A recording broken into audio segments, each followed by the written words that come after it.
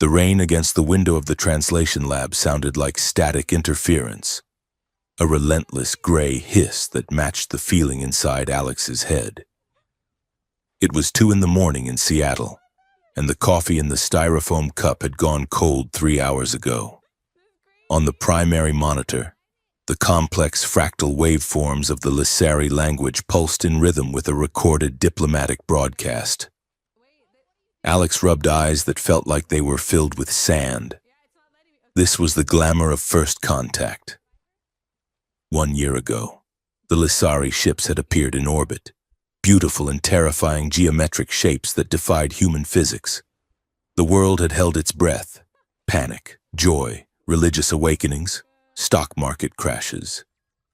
But for Alex, a doctoral candidate drowning in student loans and working as a glorified subtitles editor for a private contractor, the arrival of advanced aliens mostly meant overtime.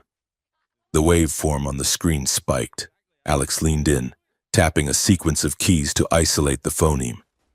The translation software, a proprietary mess of code that barely understood human syntax, let alone alien tonal shifts, suggested the word meant harvest. Alex deleted the suggestion and typed harmony. Context was everything. The Lissari did not harvest. They integrated. They harmonized. Alex sighed and looked at the bank account balance minimized in the corner of the screen. $412. Rent was due in 3 days.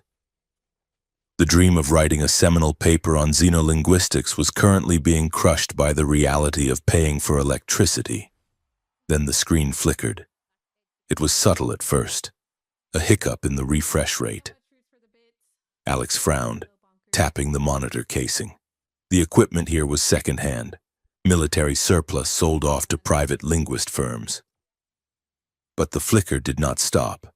The blue and violet waveforms of the Lissari speech pattern began to untangle themselves. They stopped looking like sound waves and started looking like script, English script. Alex blinked.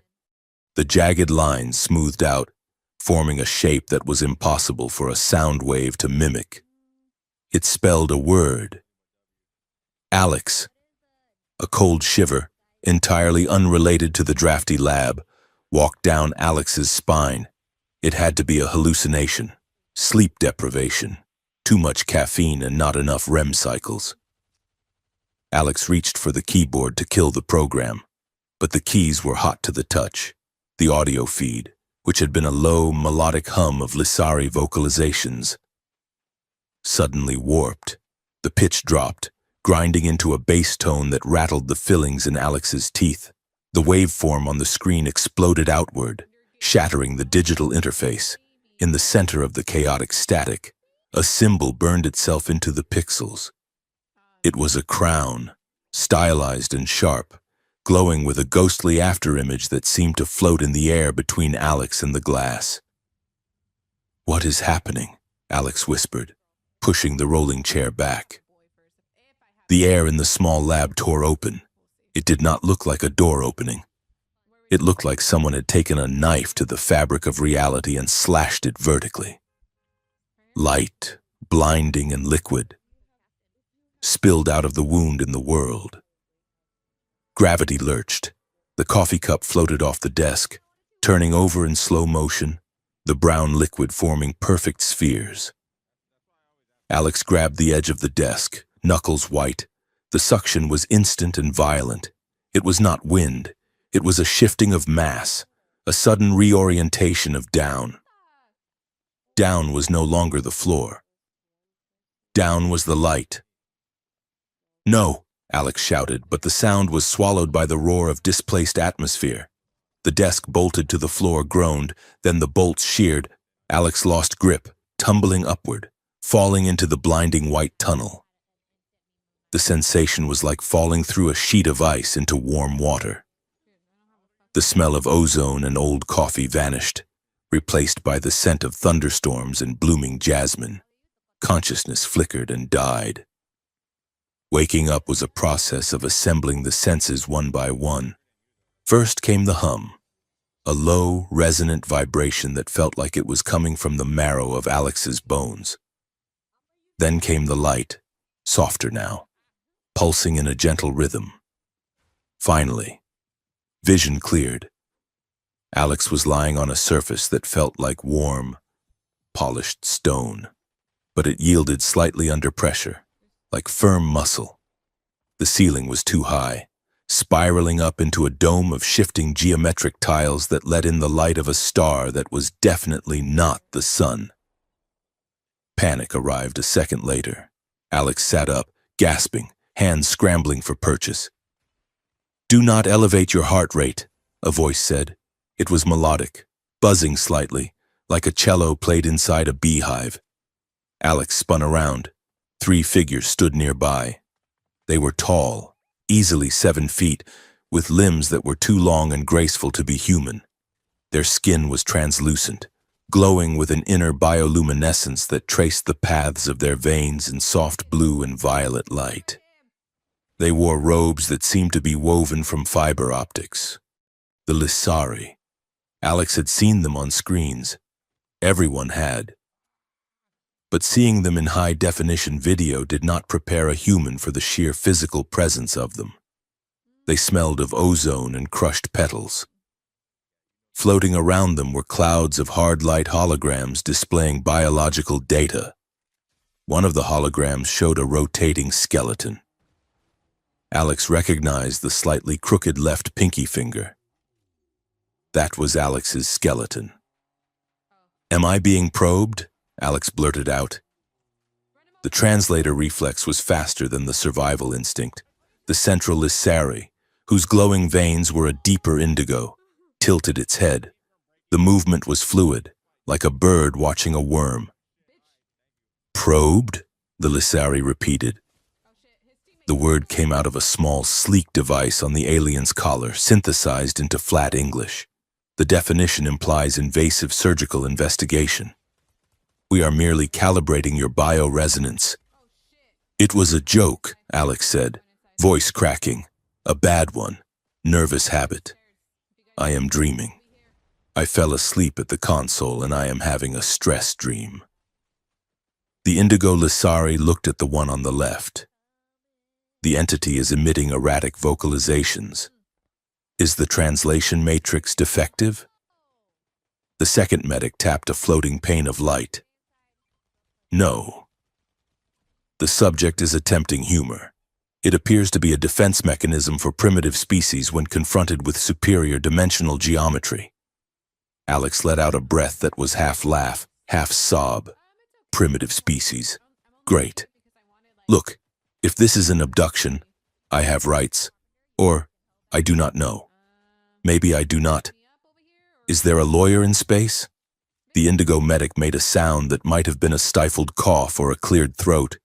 It gestured with a long, elegant hand. "You are not a captive, Alex of Earth. You are a guest of the crown, and you are late." "Late?" Alex asked. "Late for what?" The medic did not answer. It simply stepped aside. The wall behind them dissolved. It did not slide open. It simply ceased to be solid. The molecules dispersing into mist to reveal a corridor that stretched out into infinity. "Walk," the medic commanded. Alex stood up. The legs of the gray sweatpants were stained with coffee. The sneakers were worn at the heels. Alex felt absurdly small and underdressed. Stepping into the corridor was like stepping into a kaleidoscope. The hallway curved, but not just left or right. It curved up. Far ahead, Alex could see the floor becoming the wall, and then the ceiling. Gravity seemed to be a suggestion rather than a law here. On one side of the passage, a wall of transparent aluminum held back a vertical ocean. Exotic, luminescent fish the size of cars drifted lazily past, their scales shimmering in the ambient light.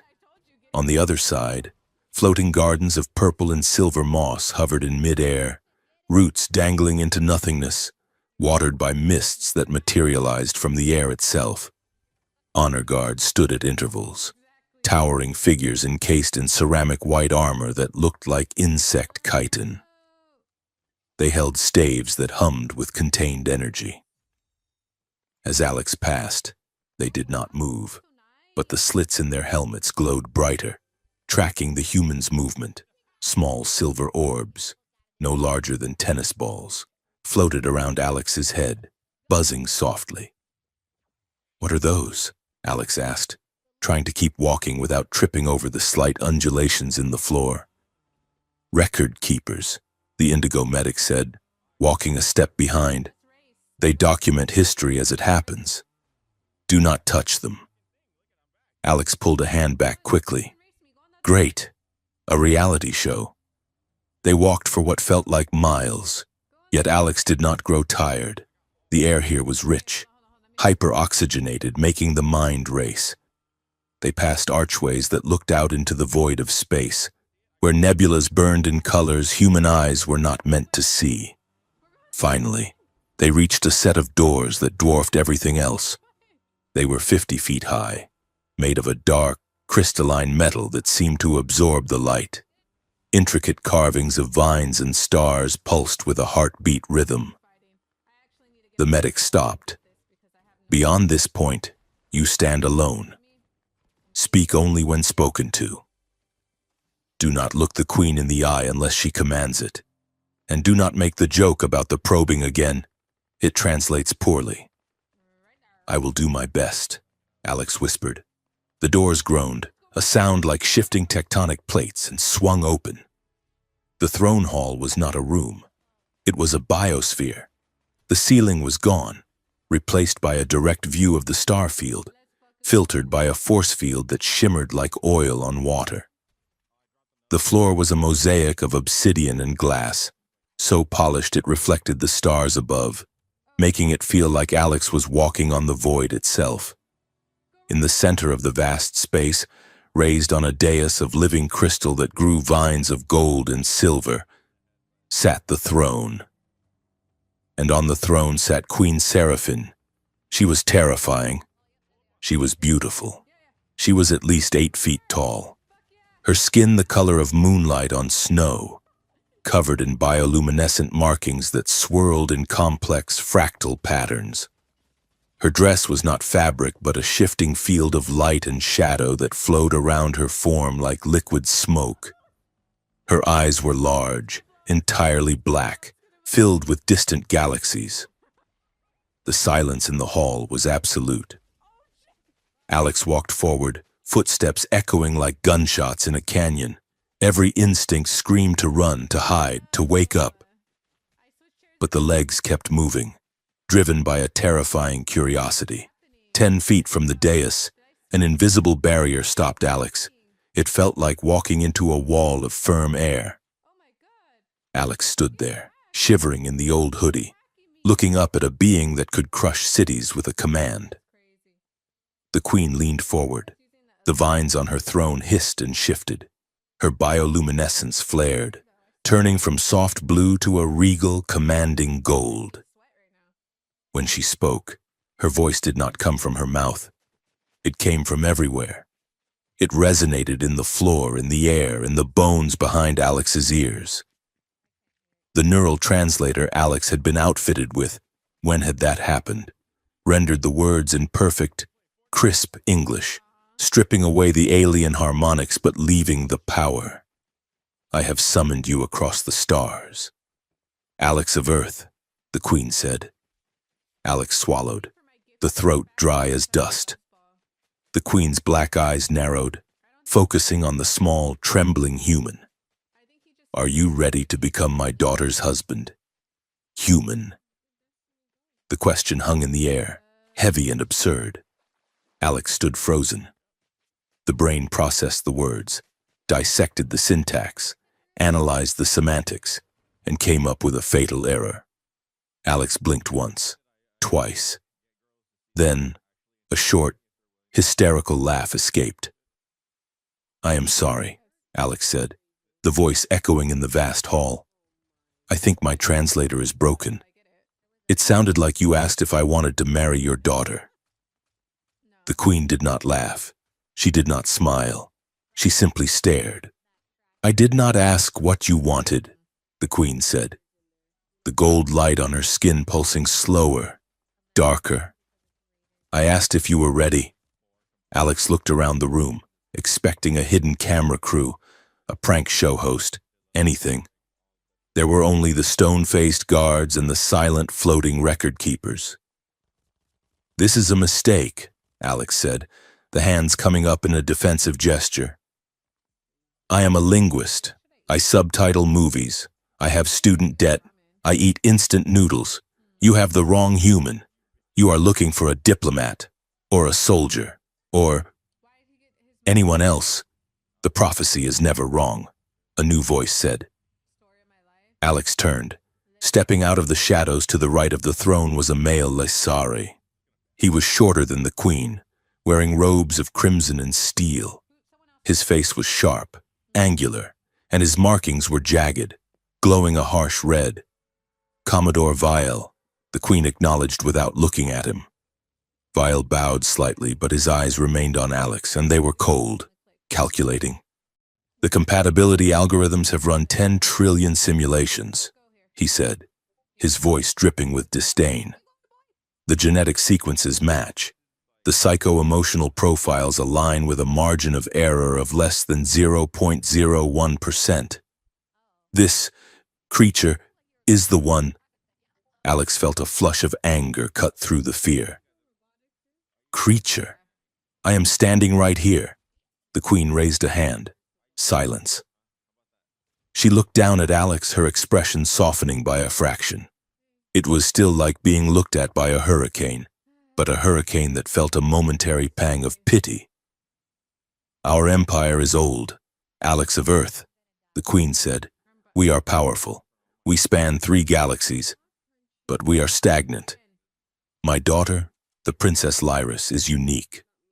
Her genetic code carries the potential for a new evolution of our species, but it is volatile.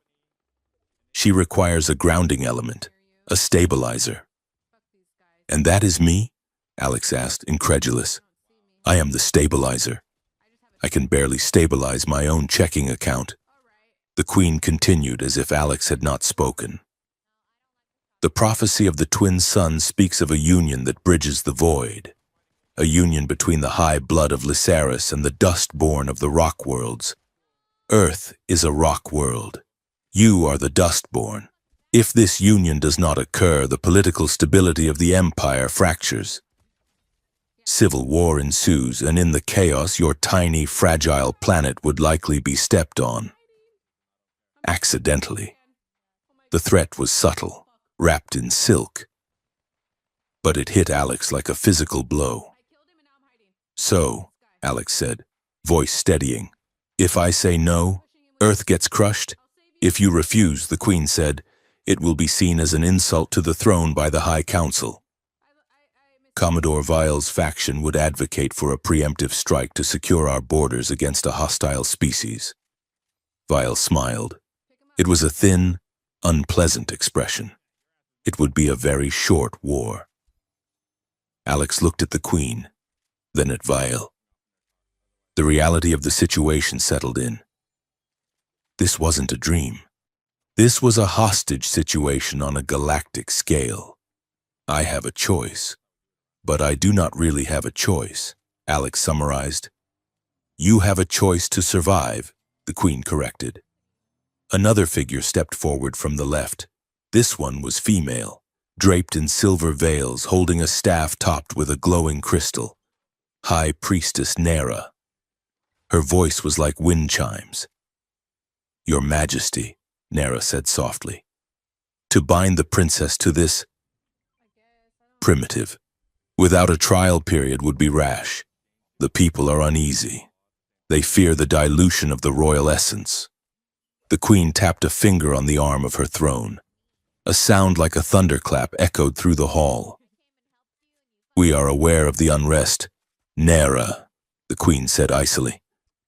"That is why the human will not be granted the title of consort immediately." She turned her gaze back to Alex.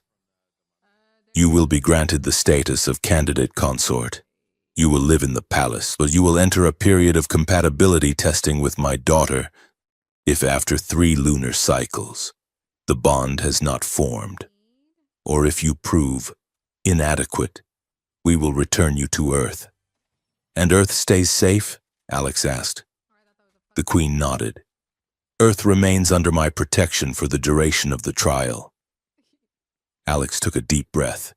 The air tasted of ozone and terrified sweat. This was insane. This was impossible. But the alternative was Vile's fleet turning Seattle into a crater. Okay, Alex said. I agree, I will do the trial. Vile scoffed. A wise choice for a lower life form. The floor beneath Alex suddenly hissed. The solid black glass dissolved into a swirling vortex of gray static. Alex shouted, stumbling back, arms flailing as the ground vanished. One foot slipped into the void, and a sensation of absolute freezing cold shot up the leg. Guards! The Queen roared. 2 of the white-armored soldiers moved with a speed that blurred the eye. One grabbed Alex's arm, hauling the human back onto the solid section of the dais. The vortex swirled for a second longer, then snapped back into solid obsidian. Alex collapsed on the floor, gasping, heart hammering against the ribs. A technical glitch, Vielle said smoothly, though his eyes were glittering with something that looked like disappointment. The containment fields are fluctuating. I will have maintenance look into it. The Queen stood up. She was 12 feet tall now. Or maybe it was just the aura of power expanding around her. The lights in the room turned a violent, warning orange. See that you do, Commodore, she said, her voice dropping to a growl that shook the walls. If my guest is damaged, I will take it as a personal failure of your command. Vielle bowed low. Of course, Majesty. Alex scrambled to stand, legs shaking. That was not a glitch. That was a trapdoor. The Queen looked at Alex, and the orange light faded back to regal blue. You will find, Alex of Earth, that my court is as dangerous as it is beautiful. You must tread carefully. Great, Alex muttered. Alien assassins, just what I needed. The massive doors at the far end of the hall groaned again. A trumpet blast, sounding like a synthesizer crossed with a foghorn, shook the air. The Queen sat back down, composing herself. The guard snapped to attention. She is here, the Queen said. Alex turned to face the doors. Princess Lyris entered. If the Queen was a mountain, the princess was a blade. She was tall, perhaps 6.5 feet, moving with a predator's grace. She wore armor, not robes, sleek, iridescent plates that shifted color from teal to violet as she walked. Her skin was a lighter shade than her mother's, almost pearl-like, and her bioluminescent markings were sharp, angular geometric lines that pulsed with a fast, agitated rhythm. She did not look at the guards. She did not look at Vielle or Nera. She walked straight toward the throne, her eyes locked on her mother. But as she passed the spot where Alex stood, she stopped. She turned slowly. Up close, she was breathtaking. Her face was angular, high cheekbones framing eyes that were a startling, luminous violet. She smelled of rain on hot asphalt and electric charge. Alex held breath, trying to stand up straighter, trying to look like a candidate consort and not a terrified linguistics student in a dirty hoodie. Lyris looked Alex up and down. Her gaze was clinical, cold, and incredibly heavy. She tilted her head, her violet eyes narrowing. The markings on her neck flared a bright, skeptical yellow. Alex's translator clicked, processing her words. She leaned in, her face inches from Alex's, the heat radiating from her skin. You are smaller than I expected. Human, she said. Her voice was husky, layered with harmonics that the translator struggled to flatten. Alex blinked. Excuse me? Lyris turned away, dismissing Alex entirely. and looked at the Queen. "Is this the one?" she asked, her voice ringing through the hall. "The one the stars promised? It looks like a strong breeze would shatter it." The Queen smiled, a small, enigmatic expression. "Appearances can be deceiving, daughter." Lyris looked back at Alex, one eyebrow arching. Her markings pulsed a soft, amused pink. "We shall see," she said. Alex stood there looking at the alien princess who was supposed to be the wife, feeling the weight of the galaxy pressing down, and thought, "I am going to die here." The corridors of the Lissari flagship, the Ethelgard, were not designed for human legs. They were designed for beings who stood 7 feet tall and treated gravity as a suggestion rather than a law. Alex jogged to keep up, sneakers squeaking indignantly on the polished, light-absorbing floor.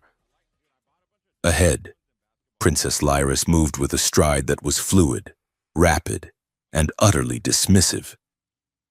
She did not look back. She simply assumed that if the human was vital to the prophecy, he would find a way not to get lost. "Keep up, human," Lyris said, her voice echoing off the vaulted crystal ceiling. "We have 40 sectors to cover before the midday cycle. If you lag behind, the automated cleaning drones might mistake you for debris."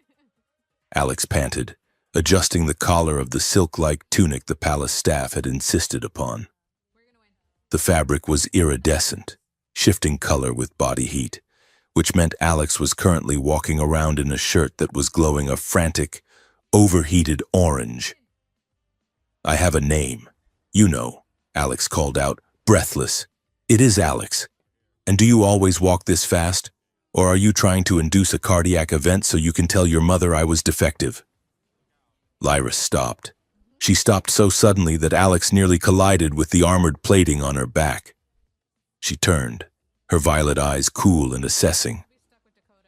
The bioluminescent patterns on her cheekbones pulsed a slow, rhythmic blue.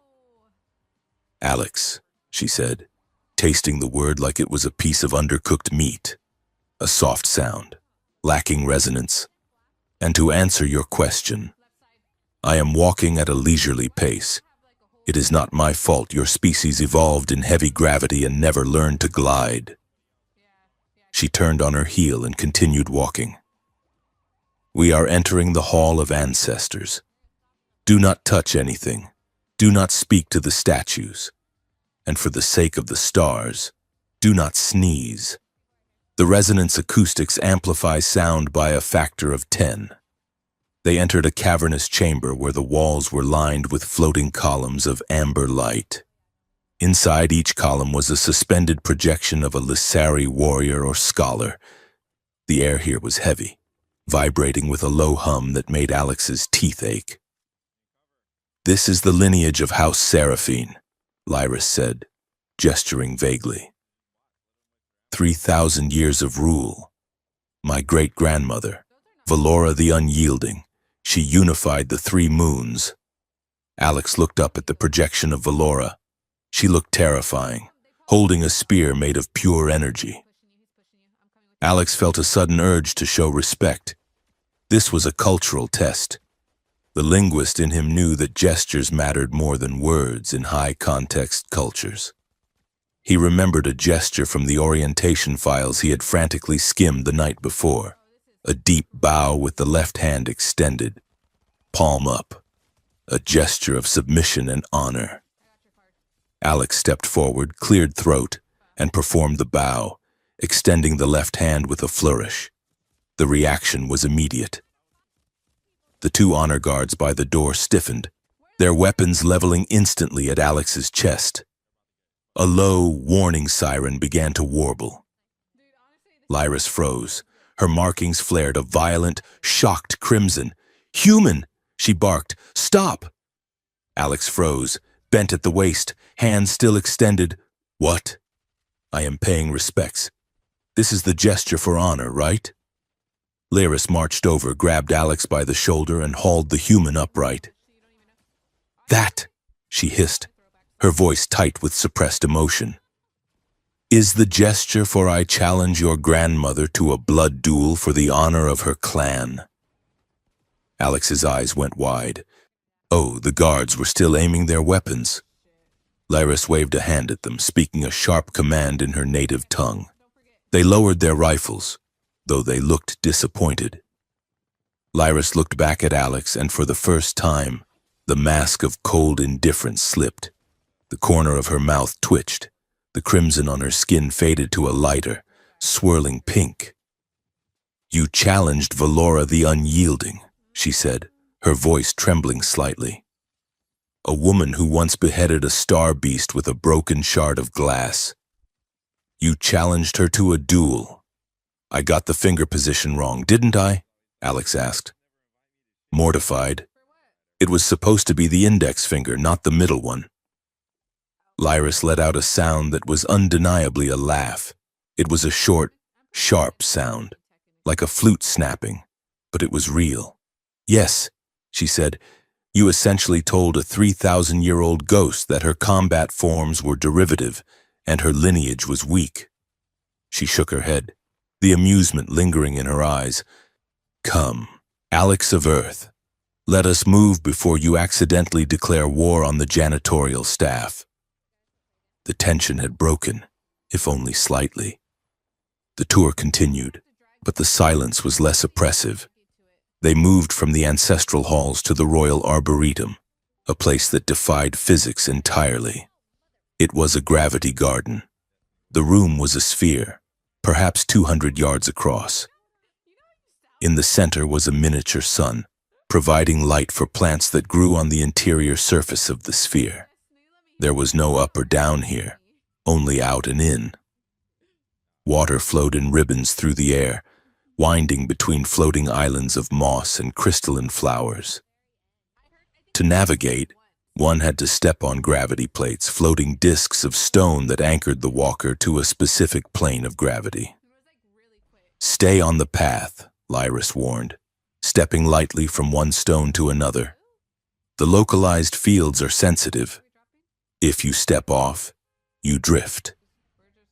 It is beautiful, Alex said, genuinely awestruck. The air smelled of ozone and crushed mint. It is a sanctuary, Lyris said, her voice softer. I used to hide here when the tutors became too unbearable. The plants do not care about politics. As they walked across a bridge of floating stones, a tremor ran through the ship. It was faint, barely a vibration in the floor. But the delicate gravity projectors of the garden reacted instantly. The stone disc beneath Alex's feet flickered. The hum of the gravity field died. Whoa, Alex said, flailing as weightlessness suddenly took hold. The momentum of the last step sent Alex drifting sideways, away from the path and toward a floating stream of water. Alex! Lyris shouted. She moved with instinctual speed. She pushed off the path, diving into the zero-gravity space. She caught Alex's wrist just as the human was about to drift into a cluster of thorny, bioluminescent vines. The impact of her grip spun them both around. They floated there, suspended in the center of the sphere, illuminated by the miniature sun. Alex gasped, clutching at Lyris's arm. They were close, incredibly close. Alex's legs were tangled with hers, and their faces were inches apart. For a moment, the panic of falling vanished, replaced by a sudden, intense hyper-awareness. Alex could feel the heat radiating from her armor, the solid strength of the muscles beneath. Lyris's hair, freeing itself from gravity, floated around her face like a halo of dark silk. Her eyes were wide, the violet irises expanding. The markings on her neck and face, usually a steady pulse, suddenly flared. They turned a complex shade of deep indigo mixed with streaks of gold. Alex's neural translator, which projected text onto the retina for nonverbal cues, flashed a notification in the corner of Alex's vision. Subject state, heightened adrenaline. Secondary state, vigilance. Tertiary state, arousal. Alex blinked. the breath catching in the throat. Lyra stared at Alex. Her grip on Alex's wrist was tight, warm, and possessive. She did not push away. For 5 seconds, the galaxy outside the hull did not exist. There was only the hum of the artificial sun and the scent of her, something like electric rain and wildflowers. "Are you undamaged?" she whispered. Her voice was low, stripped of its usual imperious edge. "I think so," Alex whispered back. "Thanks to you." Lyris looked down at where their bodies were pressed together. A flush of darker color moved up her neck. She abruptly shoved Alex back toward the path, using a burst of compressed air from her armor's maneuvering thrusters to stabilize them both. "We should return to the solid deck," she said, her voice snapping back to formal rigidity. "The maintenance crews have clearly been lax. I will have them disciplined."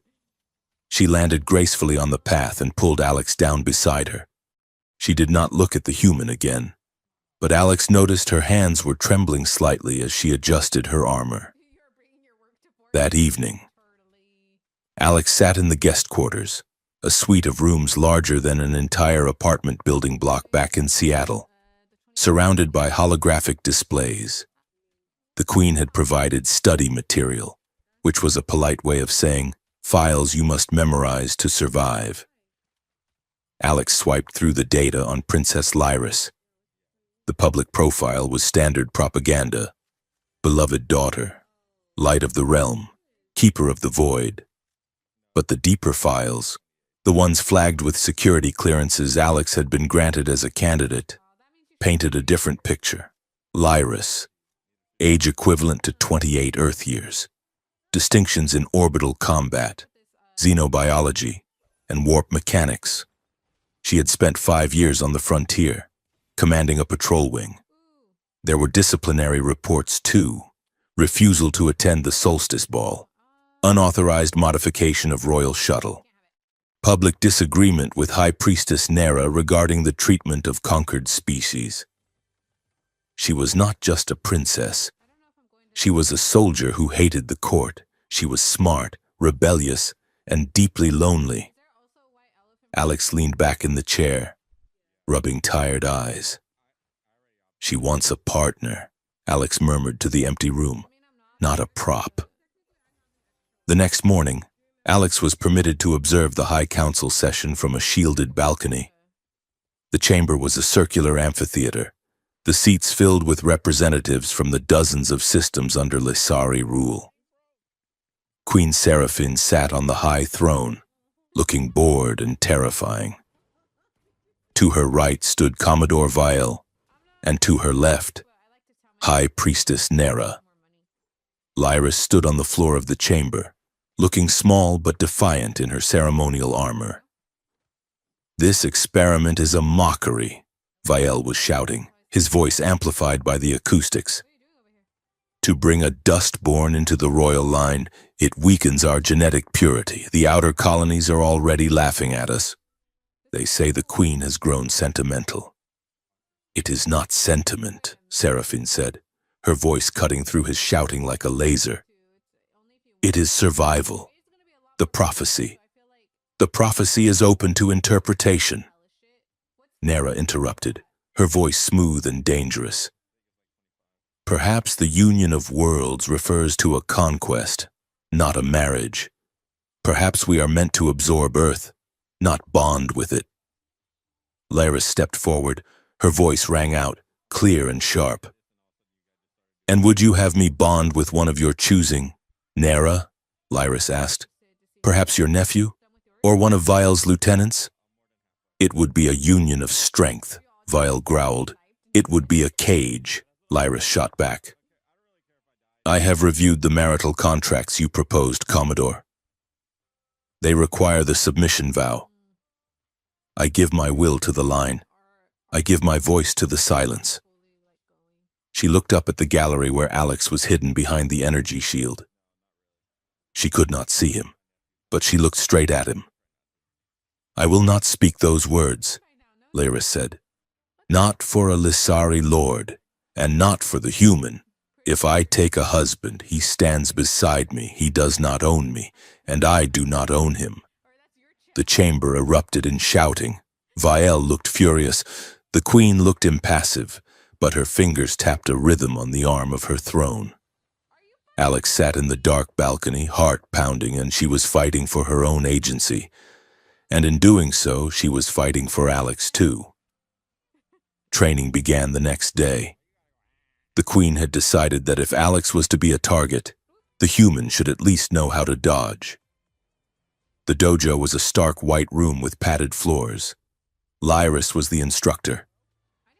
"Stand wider," she commanded, kicking Alex's heel. "You are top-heavy. If I push you, you will topple like a dead tree." Alex grunted, widening the stance. "I am a linguist, Lyris. My most strenuous activity usually involves lifting a heavy dictionary." "Combat is a language," Lyris said, circling Alex like a shark. "It has syntax, grammar, flow. If you cannot speak it, you cannot survive the conversation." She lunged. It was a slow, telegraphed move, a strike aimed at the shoulder. Alex flinched, raising an arm to block, but was too slow. Lyris swept Alex's leg, and the world spun. Alex hit the mat with a thud that knocked the wind out of the lungs. "Dead," Lyris said, standing over Alex. Alex groaned, rolling onto the back. "Can we try the conversational dialect where we just use harsh words?" Lyris sighed and extended a hand. Alex took it, expecting a rough haul up, but she pulled gently. "Your instincts are wrong," she said. "You pull away from danger. You must step into it, displace the energy." She moved behind Alex. "Put your hands up. No, higher." She stepped in close, her chest pressing against Alex's back. She reached around, grabbing Alex's wrists to position them. "Like this," she murmured, her mouth close to Alex's ear. The training room went quiet. Alex could feel the slow, steady beat of her heart against the back of the tunic. The warmth of her body was encompassing. The scent of her, that electric flower smell, filled Alex's nose. Lyris adjusted Alex's elbows. Her fingers lingered on the skin of Alex's forearms. It was a corrective touch. Professional. Yet there was a hesitation to it. A trembling. "Do you feel the difference?" she asked softly. Alex nodded, unable to trust the voice. "Yes." She did not move away immediately. She stayed there, wrapping Alex in her presence. It was intimate in a way that felt dangerous. Not physically dangerous, but emotionally seismic. If you are to be my husband," she said, the words barely audible, "you cannot be fragile.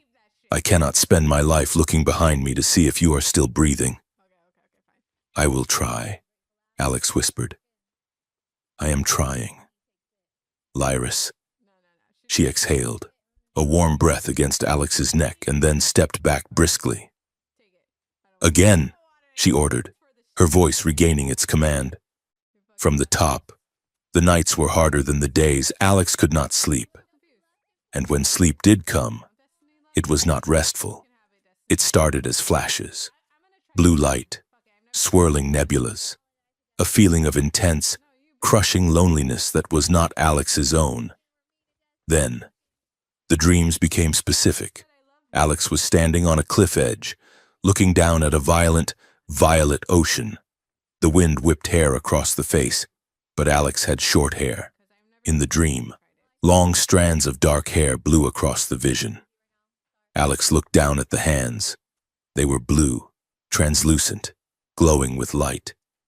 "They will never understand," a voice thought. "I am not a prize.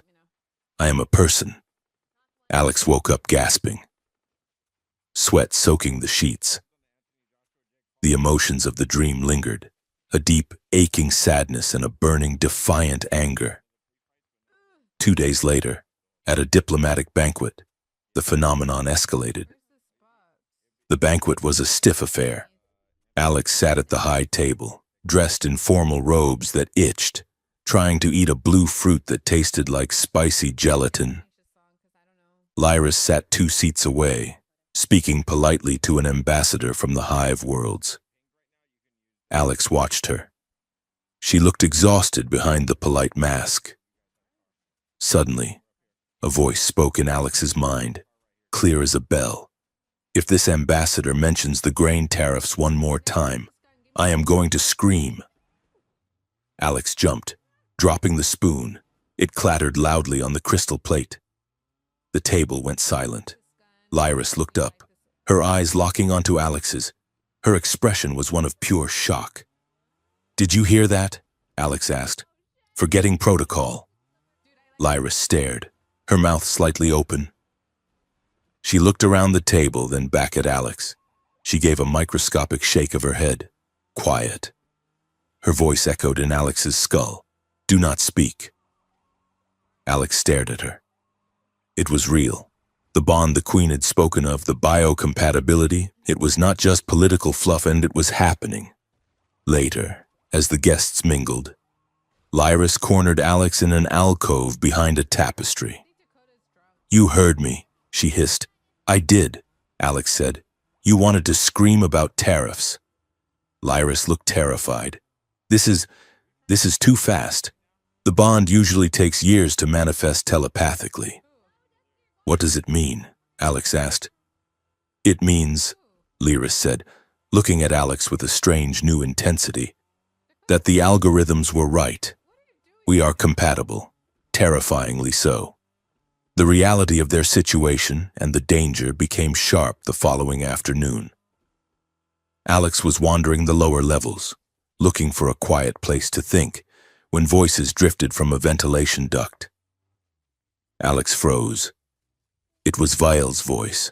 "The coronation protocol is ready," the Commodore was saying. "And the human?"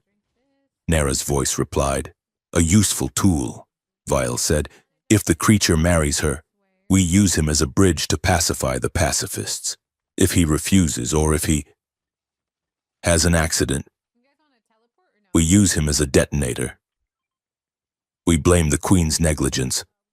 We trigger the vote of no confidence." Alex's blood ran cold. Detonator. A small maintenance drone, a spider-like robot designated for scrubbing ducts, was clinging to the wall near the vent. Its optical lens was focused on the source of the voices, the recording light blinking red. Alex stepped closer to it. "Hey, little guy," Alex whispered. "You getting this?" The drone swiveled its head toward Alex. It focused. Then, with a sound like a cracking whip, it sparked. Smoke poured from its chassis. It lost its grip on the wall and fell, clattering to the floor, dead. Suspicious precision.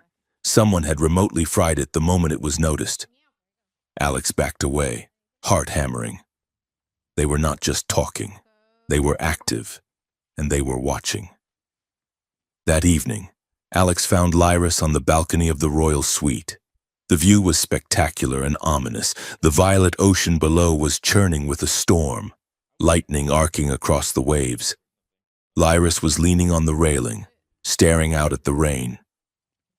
She didn't look around as Alex approached.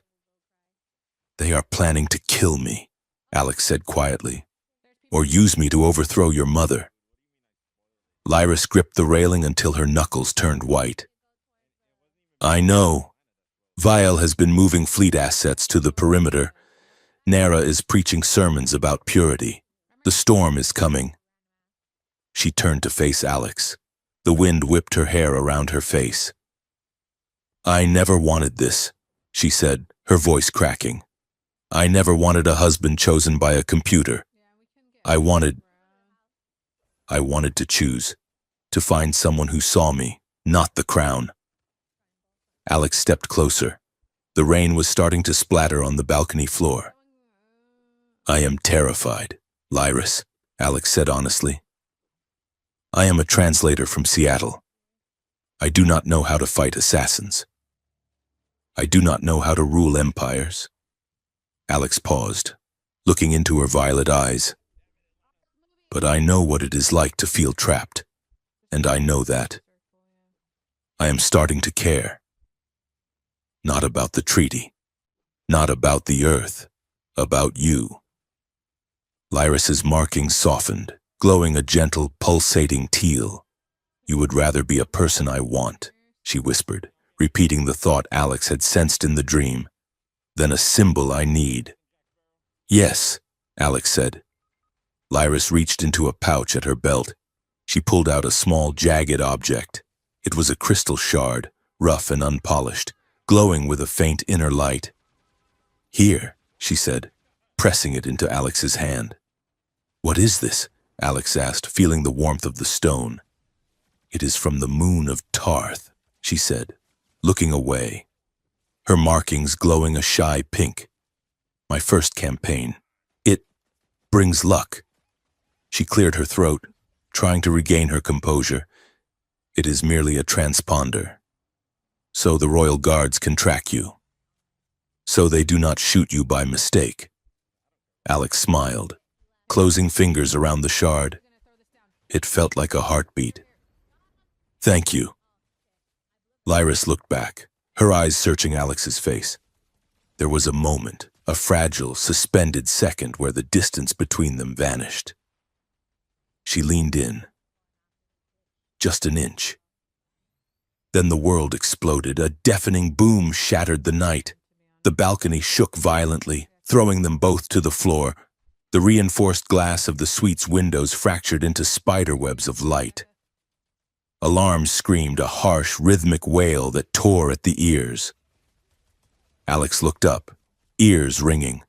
A section of the outer hull, visible in the distance, was engulfed in flames.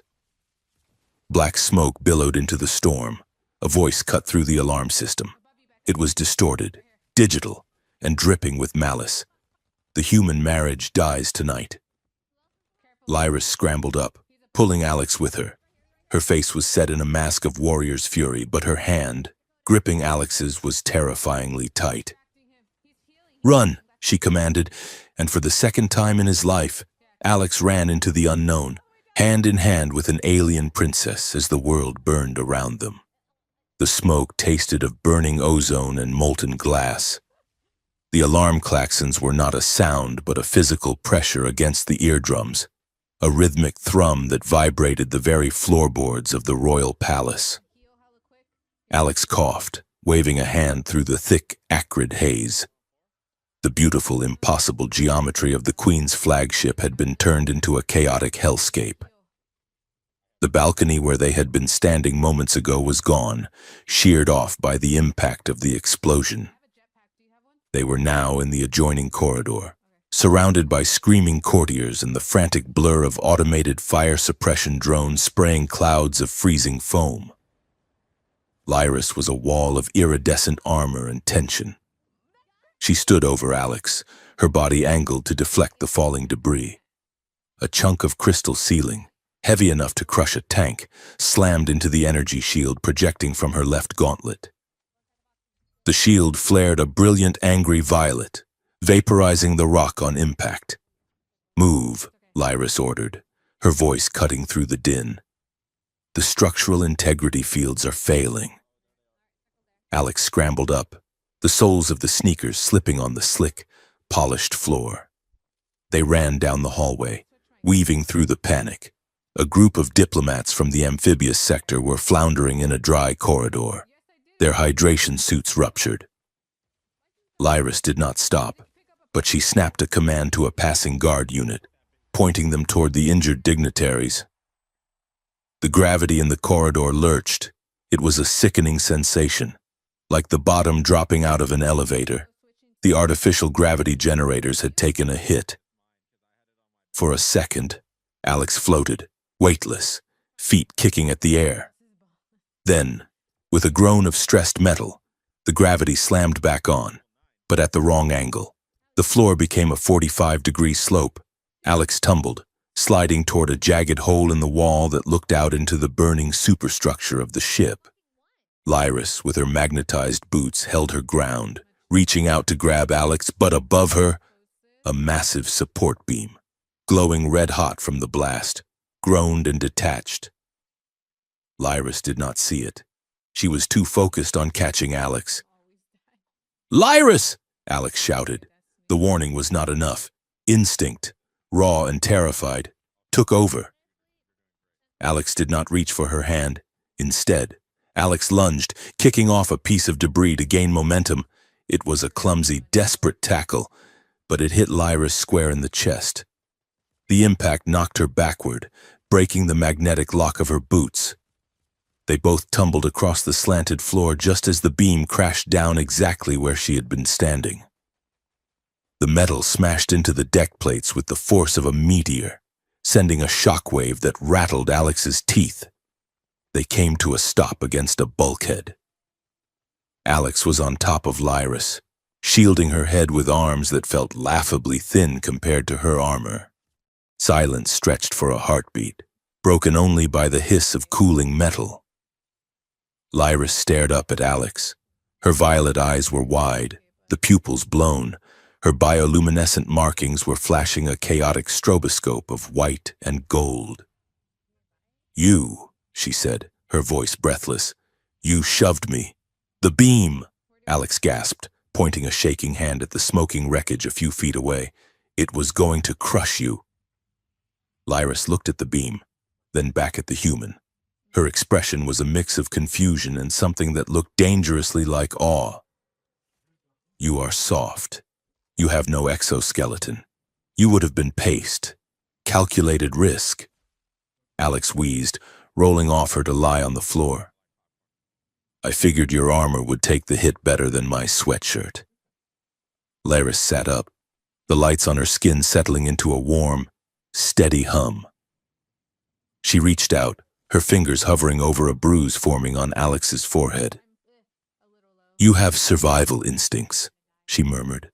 "They are foolish, but they are present."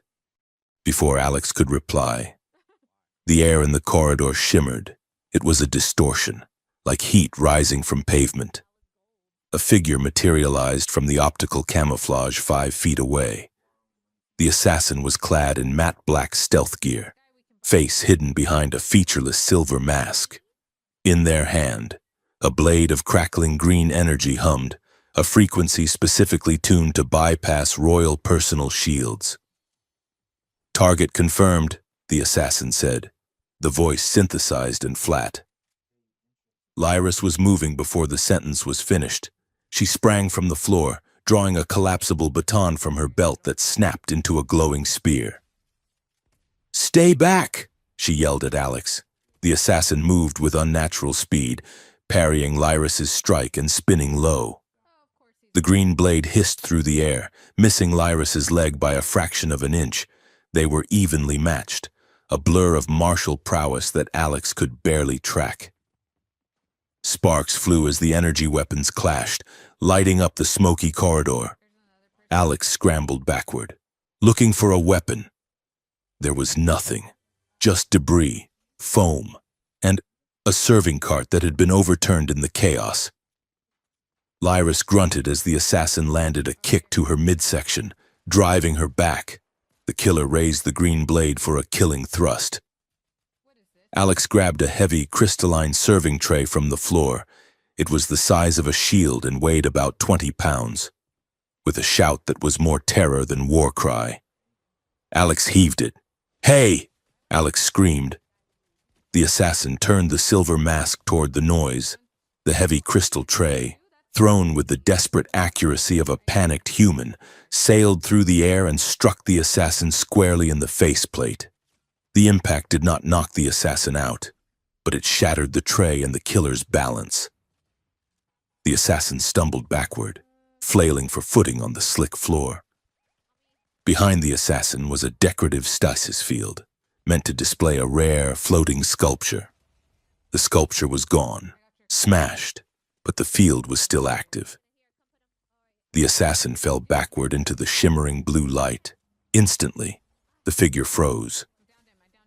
The stasis field locked them in time, caught in mid-fall, the green energy blade suspended an inch from the floor. Lyris stood panting, her spear lowered. She looked at the frozen assassin, then at the shattered remains of the serving tray, and finally at Alex. "You threw a platter at a master assassin," Lyris said. "It was heavy," Alex said, leaning against the wall, knees shaking uncontrollably. Is he dead?" "He has paused," Lyris said, walking over to the field. She tapped a command into her wrist bracer, sealing the field's perimeter, and he has a lot of explaining to do. The interrogation room was cold, stark, and smelled of antiseptic. The assassin, stripped of the stealth gear and the mask, turned out to be a young Lissari male, no older than Lyris. He was bound to a chair with bands of light. Queen Seraphine stood behind the observation glass, her face a mask of terrifying calm. Beside her, Commodore Vile looked agitated, pacing back and forth. "This is an outrage," Vile muttered. "A breach of security this severe. I will have the heads of the royal guard." "Quiet, Vile," the Queen said. Inside the room, the assassin was convulsing. He had refused to speak for 10 minutes, but now his eyes were rolling back in his head. "Why?" Lyris asked, standing before him. "Who sent you?" The assassin looked at her, then his gaze slid to Alex, who stood by the door. "Purity," the assassin rasped. "Blood must not thin. The Queen, too soft. The mother is weak. The daughter must be saved from the dirt." Alex flinched at the word. "Dirt. Earth." "Who gave the order?"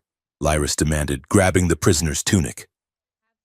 The assassin smiled, blood leaking from the corners of his mouth. "The machine is already in motion." Suddenly, his body arched violently. His veins turned black as the bioluminescence in his skin died out. A high-pitched whine emitted from his chest. "Nanites!" Vale shouted from the other room. "Kill switch!" Lyris jumped back, pulling Alex with her, just as the assassin slumped forward, dead. The nanites in his bloodstream had shredded his internal organs the moment he tried to reveal a name. "Someone covered their tracks," Lyris said, her voice grim. "Someone with access to military-grade tech." She looked at the mirror, knowing Vale was on the other side. The new quarters were located in the deepest, most secure sub-level of the palace. It was known as the Obsidian Suite, a bunker wrapped in luxury. The walls were lined with lead and energy dampeners. There were no windows, only high-definition screens simulating a view of the stars. Security protocols dictate that the candidate and the princess remain in close proximity.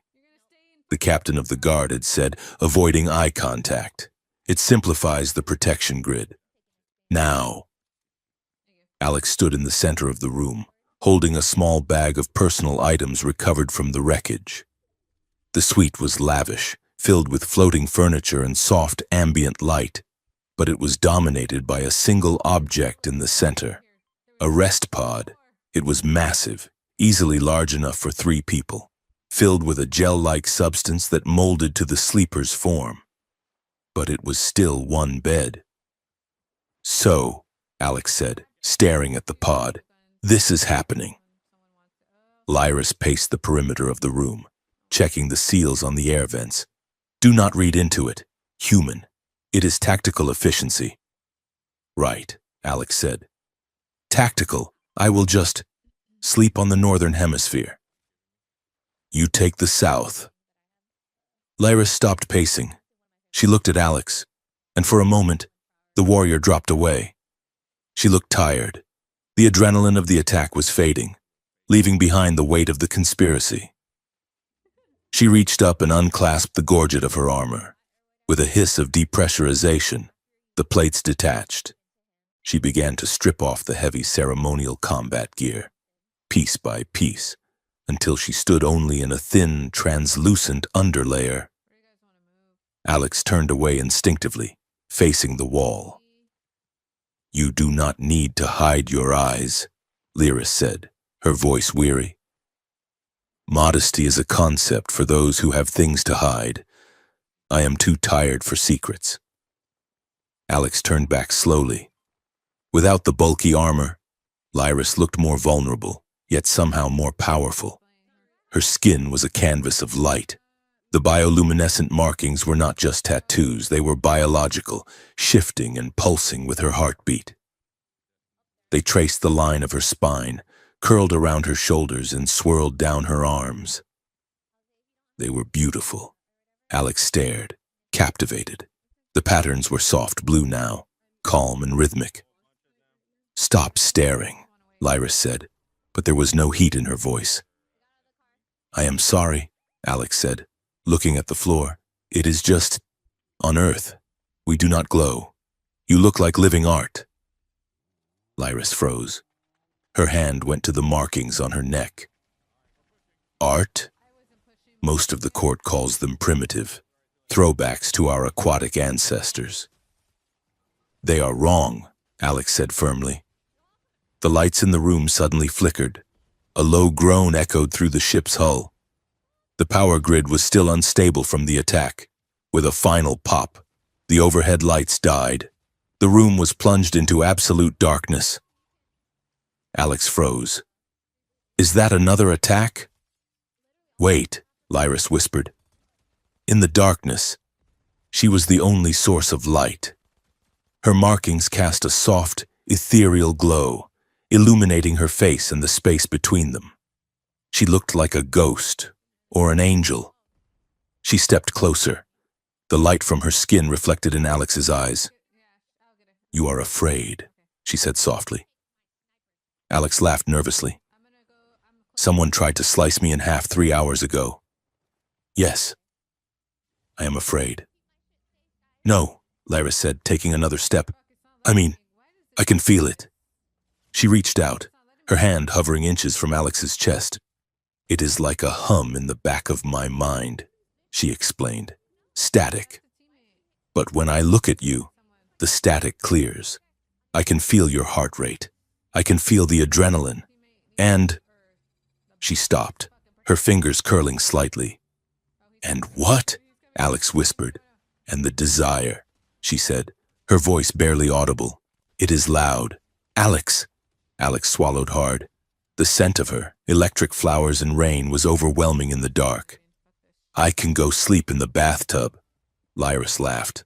A low, throaty sound. "Do not be ridiculous. The pod is large enough. Just stay on your side." She turned and walked toward the glowing gel bed, her light trailing behind her. The next morning, the medical bay was buzzing with activity.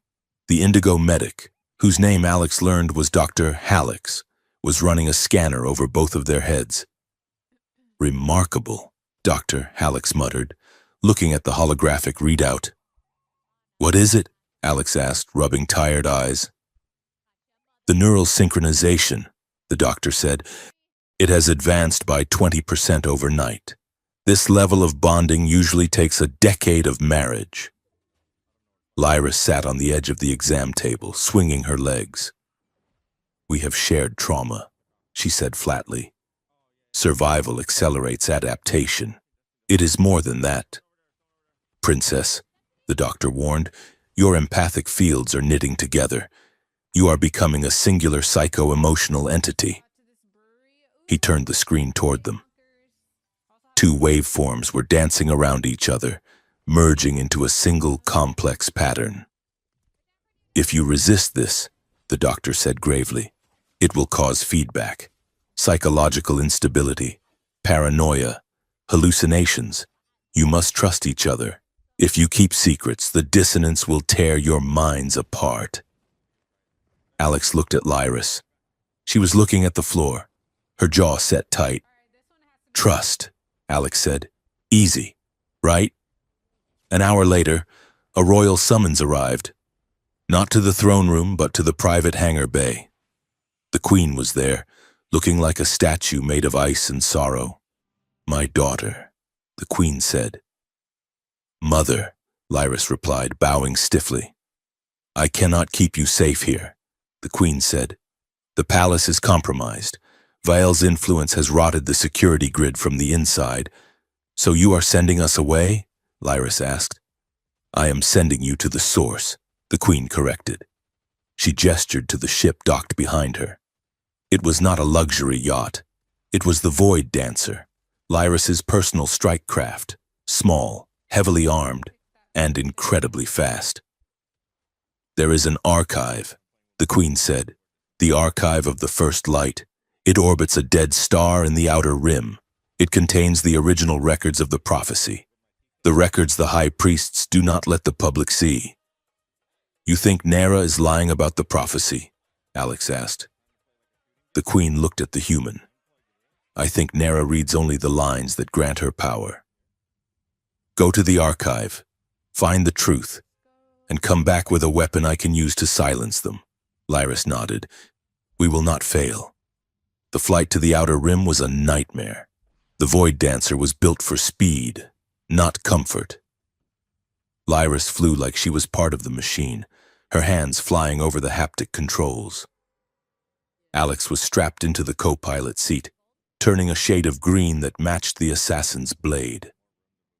We are entering the plasma storm of Kale, Lyris announced. Hold on. Hold on to what?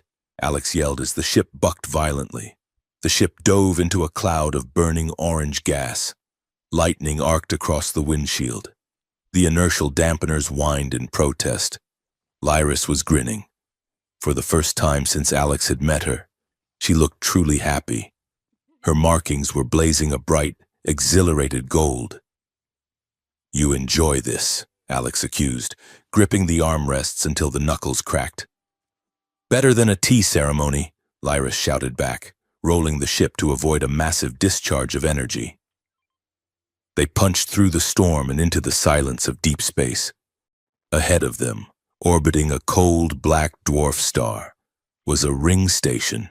It looked ancient, the metal pitted and gray, dark except for a few flickering navigation lights. The archive, Lyris said, her voice dropping to a whisper. No one has set foot there in 500 years. They docked manually, the clamps groaning as they latched onto the derelict airlock. The air inside the station was stale and cold. Gravity was low, about half of Earth standard. They moved in bounding leaps, flashlights cutting through the gloom. This place is a tomb, Alex said, shivering. It is a library, Lyris corrected. They reached a massive circular door, etched with symbols that hurt the eyes to look at. Lyris stepped forward, placing her hand on the DNA scanner. Royal blood detected, a mechanical voice rasped. Access denied. Bloodline insufficient. What? Lyris frowned. That is impossible. I am the direct heir. She tried again. Access denied. Alex stepped closer, looking at the symbols. They were not just Lissari script. There were other shapes. Fractals. Let me try, Alex said. Do not be foolish, Lyris said. It is keyed to Lissari biology. It will incinerate you. Alex ignored her. The bond, the hum in the back of the mind, was pulling toward the door. It felt right.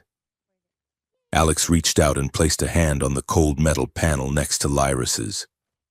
The scanner flashed red, then scanned Alex's hand. Secondary biosignature detected, the voice said. Dustborne marker confirmed. Duality established.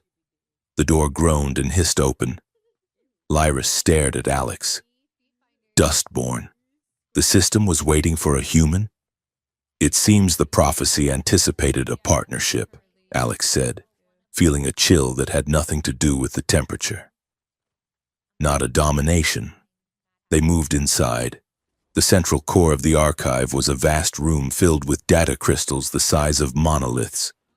But before they could access the terminal, a red light swept over them. Intruder alert. Security protocols engaged.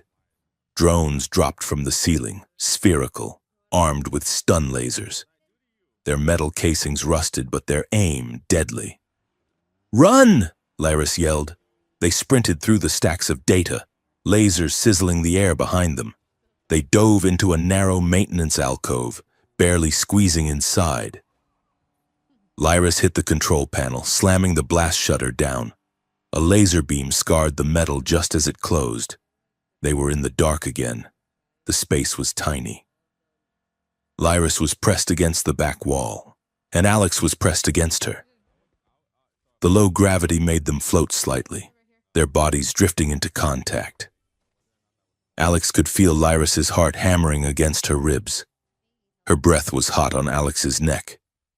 The adrenaline of the chase was mixing with something else, the bond. It was flaring, amplifying every sensation. Alex's hands were resting on Lyris's waist to maintain stability. Her hands were on Alex's shoulders, gripping the fabric of the tunic. "They are searching," Lyris whispered, her voice trembling. Alex looked up. Her eyes were glowing in the dark, wide and dark with dilated pupils. The markings on her face were pulsing rapidly. Flash, flash, flash, heightened arousal, fear, need. The bond screamed in Alex's head. It was not a voice, but a pull, a magnetic force dragging them together. Alex leaned in. Lyris did not pull away. Her head tilted back slightly, her lips parting. They were inches apart. Alex could feel the static charge on her skin. The desire was a physical weight, crushing the air out of the tiny room. It would be so easy to kiss her, to let the bond take over, to seal the connection that the biology demanded. "Lyris." Alex breathed. Lyris closed her eyes. Her fingers tightened on Alex's shoulders, digging in. Then, she stopped. She pushed Alex back, gently, but firmly. "No," she whispered. Alex froze, heart plummeting. "I am sorry, I thought—" "No," Lyris said again, opening her eyes. Her gaze was fierce, not like this. Not because of adrenaline, not because the nanites in our blood are screaming at us to mate for survival. She took a breath, steadying her light. "Nera and Vael want to control us," she said. "The prophecy wants to use us. If we do this, if we cross this line because we are scared or because we are being pushed, then we are just puppets." She reached up and touched Alex's cheek. Her hand was shaking. "When I kiss you, Alex of Earth, it will be because I choose to, not because I am afraid of dying." Alex looked at her, and the sting of rejection faded, replaced by a surge of profound respect. "You are right," Alex said, nodding. "We do it our way," Lyris smiled, a small, genuine thing. "Our way." The drones outside moved on, their sensors failing to penetrate the shielding. Lyris opened the shutter. They reached the central terminal. Lyris slotted her signet ring into the console. "Show us the first prophecy," she commanded. A hologram sprang to life. It was a recording of an ancient Lysari queen, her face worn with grief. "To my descendants," the recording spoke. "We tried to force the unity. We used genetic splicing. We used psionic conditioning. We tried to create the perfect peace." The hologram flickered. It failed. The bond cannot be engineered. It must be born of choice between different worlds, a union of free will. If you force the dust-born and the high blood to merge without love, the empathic network will shatter. It will create madness. It will create war. The recording ended. Lyris stood in silence. "Nera knows," she said, her voice cold fury. "She knows that forcing this marriage without our consent would drive the Empire insane. She wants the chaos. She wants the madness so she can rebuild the ashes." "We have the proof," Alex said. "We can show this to the Council." "We have to get back," Lyris said, turning to the exit. "Now." They sprinted back to the Void Dancer. They scrambled into the cockpit, Lyris firing up the engines before the airlock was even fully sealed. "We are clear," Lyris said, punching the launch sequence. The ship detached, spinning away from the station. But as they turned toward the vector for home, The proximity sensors screamed. A fleet dropped out of warp space directly in front of them. 5 heavy cruisers bearing the sigil of Commodore Vial. Lyris cursed, her hands flying over the controls. A hail opened on the screen. Vial's face appeared, smiling that thin reptilian smile. "Princess," Vial said smoothly, "we detected distress signals. We are here to rescue you from the dangers of the Outer Rim." "He is lying," Alex said, pointing at the tactical display. "Look at his energy signatures." Lyris looked. Her eyes narrowed. "His weapons are charging," she said. "He is not here to rescue us." Vial's smile widened. "Please, lower your shields and prepare to be boarded, for your own safety." Lyris looked at Alex. "If we lower shields, they kill us." "And if we run?" Alex asked. Lyris looked at the massive blockade in front of them.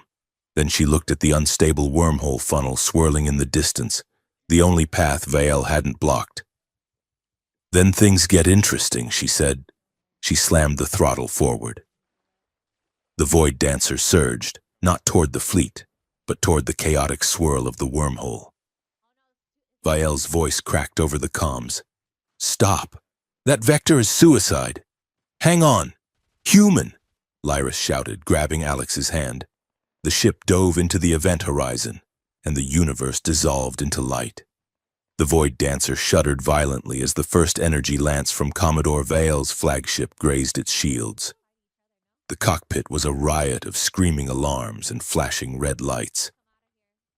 "They are locking on to our engines," Alex shouted over the din, hands gripping the edges of the navigation console. "I see it!" Lyris yelled back, her fingers flying across the holographic interface.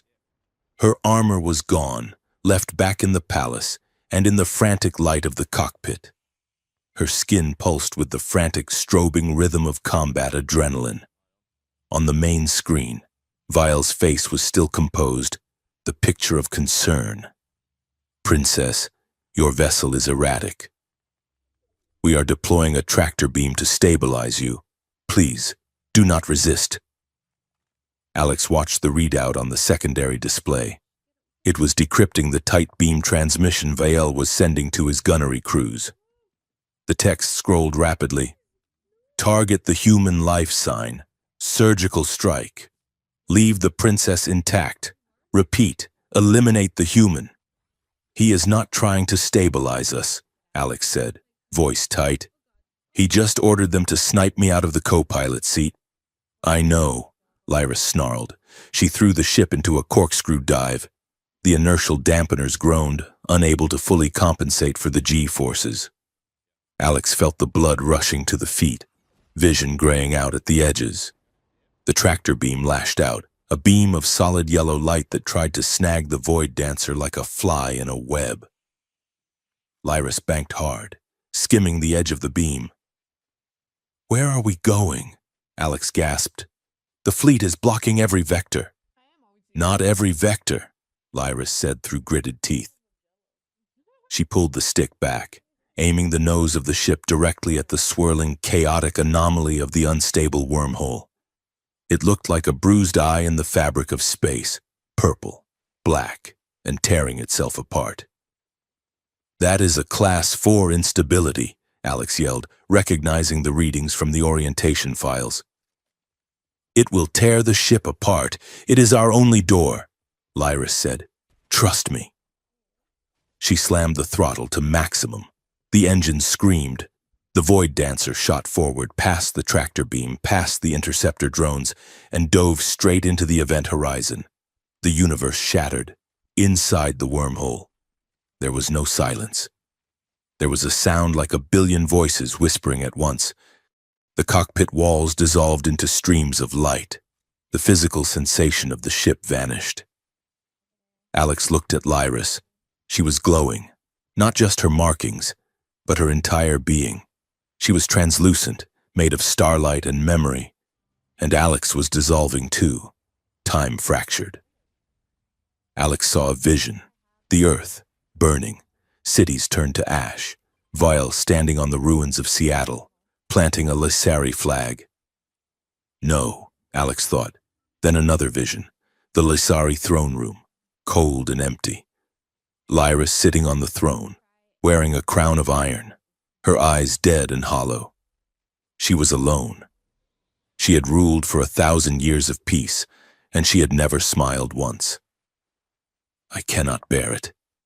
Lyris's voice echoed in Alex's mind. The vision swirled faster. Alex as a child, scraping a knee on the playground, crying for a mother who was working a double shift. Lyris at 7 years old, holding a sword too heavy for her, being told by a tutor that tears were a waste of moisture. Alex's fear of being ordinary. Lyris's fear of being a monster. They were drowning in each other's minds. The walls between self and other were eroding, the telepathic bond, fueled by the chaotic energy of the wormhole, flared into a blinding white sun. Alex reached out. It was instinct, a desperate need to find an anchor in the storm. Lyris reached back, their hands clasped. The touch was electric when it grounded them. The visions shattered, leaving only the two of them, suspended in the chaos. Alex looked at Lyris and saw her. Not the princess, not the warrior, just her. The terrified, brave, lonely soul beneath the armor and the biology. And she saw Alex, the kindness, the resilience, the stubborn refusal to be crushed by a universe that was too big. They moved together without thinking. The space between them collapsed. They kissed. It was not a tentative movie-style kiss. It was a collision. It was desperate, terrified, and overwhelming. It was a kiss that said, I am here. You are real. We are alive. The sensation was more than physical. Alex felt Lyris's emotions crash into the mind, her fierce protectiveness, her vulnerability, her overwhelming desire to be known. And Lyris gasped against Alex's mouth as she felt the reciprocal wave. Alex's awe, the deep, steadying warmth of affection, the sheer, impossible bravery of loving something so alien. They clung to each other as the ship tumbled through the kaleidoscope of warped space, shaking, crying, and kissing like it was the only thing keeping the universe from ending. The exit was brutal. The void dancer was spat out of the wormhole like a stone from a sling. The alarms returned, screaming about hull integrity and atmospheric entry. They were falling toward a moon. It was a pale, sickly gray world, shrouded in thick, swirling clouds. "Brace!" Lyris shouted, pulling the ship's nose up. They hit the atmosphere. Fire engulfed the viewports. The ship bucked, metal screaming. Lyris fought the controls, her hands a blur. The crash was a series of violent impacts. They tore through a forest of crystalline trees, shearing off the port wing. The ship spun, skipped off a ridge, and skidded to a halt in a valley of gray dust. Silence fell. Alex uncurled from the crash position, checking limbs. Everything seemed attached. "Status?" Alex croaked. Lyris was slumped over the console, breathing hard. She lifted her head, wiping blood from a cut above her eye. Her markings were dim, pulsing a slow, shocked gray. "We are alive," she said, her voice shaking. "The ship is less so." They blew the emergency hatch and stumbled out onto the surface. The air was breathable but thick. It tasted metallic, and it shimmered. Tiny particles of dust floated in the air, reacting to their presence. As Alex felt a surge of relief at being alive, the dust around them turned a soft, warm pink. When Lyris looked at the wrecked ship with anxiety, the dust near her turned a jagged, nervous yellow. "Where are we?" Alex asked, watching the air change color. "This is Othris," Lyris said quietly. "The Forbidden Moon." She looked around the desolate landscape. It was quarantined 300 years ago. It was a research facility. "For what?" Alex asked. "For the bond. Lyra said. For us. They found the facility buried beneath a glacier of gray ice. It was a massive, brutalist structure, dark and silent. They used the emergency power cells from the ship to pry open the airlock. Inside, the air was stale and preserved. They walked through hallways lined with stasis tanks. Inside the tanks were creatures, monstrous hybrids of Lysari and other species, floating in green fluid, failed experiments. Lyris walked with her hand on the hilt of her energy dagger, her face pale. The logs, she said, pointing to a central console. They powered it up. The screen flickered to life, displaying records dating back centuries. But the recent access logs were fresh. User, High Priestess Nera. User, Commodore Viel. Alex began to read the files. The blood drained from the face. Oh God, Alex whispered. What is it? Lyris asked. Alex pointed at the schematic on the screen. It was a diagram of the Lysari brain, overlaid with a network of transmission towers. They were not trying to just marry us, Alex said, the voice trembling. They were building an amplifier. Lyris leaned in, her eyes scanning the alien text. Project Harmony, she read. Objective. Utilize the psychosomatic resonance of a high blood dust-borne pairing to broadcast a carrier wave across the empathic network. She stopped, horror dawning on her face. It is a mind control device, she whispered. If we bonded, Alex explained, deciphering the technical jargon, if we fell in love, the resonance we create is powerful. Viel and Nera plan to hijack that signal. They wanted to modulate it. To broadcast what? Lyris asked. Alex scrolled down, preset waveform. Pacification, absolute obedience. Preset waveform B, aggression, xenophobic rage. Alex looked at Lyris. If I agreed to be their puppet, they would have used our wedding to turn the entire empire into docile slaves. If I refused, they would have used the rejection to trigger a signal of pure hate. They would have caused a riot that would burn Earth to the ground. Lyris stepped back, looking at her own hands as if they were covered in blood. I am a weapon, she whispered. My biology. My heart, it is just a trigger for a bomb. She slumped against the console, sliding down to the floor. She looked broken. I should have known, she said, her voice hollow. I felt the construction projects. I signed the budget authorizations for the communications upgrades. I let this happen. I was so busy playing the rebellious princess that I ignored the machinery being built around me. Lyris, Alex said, kneeling beside her. Do not touch me, she said, flinching. I am dangerous. Alex, you should run. You should take the escape pod and leave. No, Alex said firmly. I am a monster, Lyris shouted, tears welling in her violet eyes. My love is a weapon. Is that what you think? Alex asked. That what happened in the wormhole was just programming? Lyris looked at Alex. The raw pain in her face was heartbreaking. I do not know. How can we know? The nanites, the genetics, maybe it is all just biology. Maybe I do not know how to feel anything real. Alex reached out and took her hand, the dust in the room, reacting to their distress, swirled in a chaotic mix of gray and red. I know what I feel, Alex said, and I know it is not an algorithm. Alex looked into her eyes. I am scared to death. Lyris, I am a human on a forbidden moon with a princess who can crush steel with her hands. I am terrified of the politics, the assassins, the war. But I am not scared of you. Lyris's breath hitched. And I know you are not a tool, Alex continued. You are the woman who threw herself into 0G to catch me. You are the one who refused to kiss me in the archive because you wanted it to be a choice. Alex squeezed her hand. You chose then. Choose now. Laris looked at their joined hands. Slowly, the chaotic colors of the dust in the room began to settle.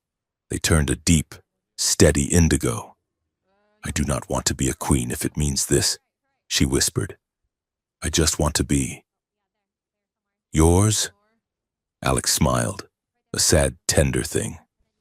That is enough. A storm rolled in over the moon, a psychic storm.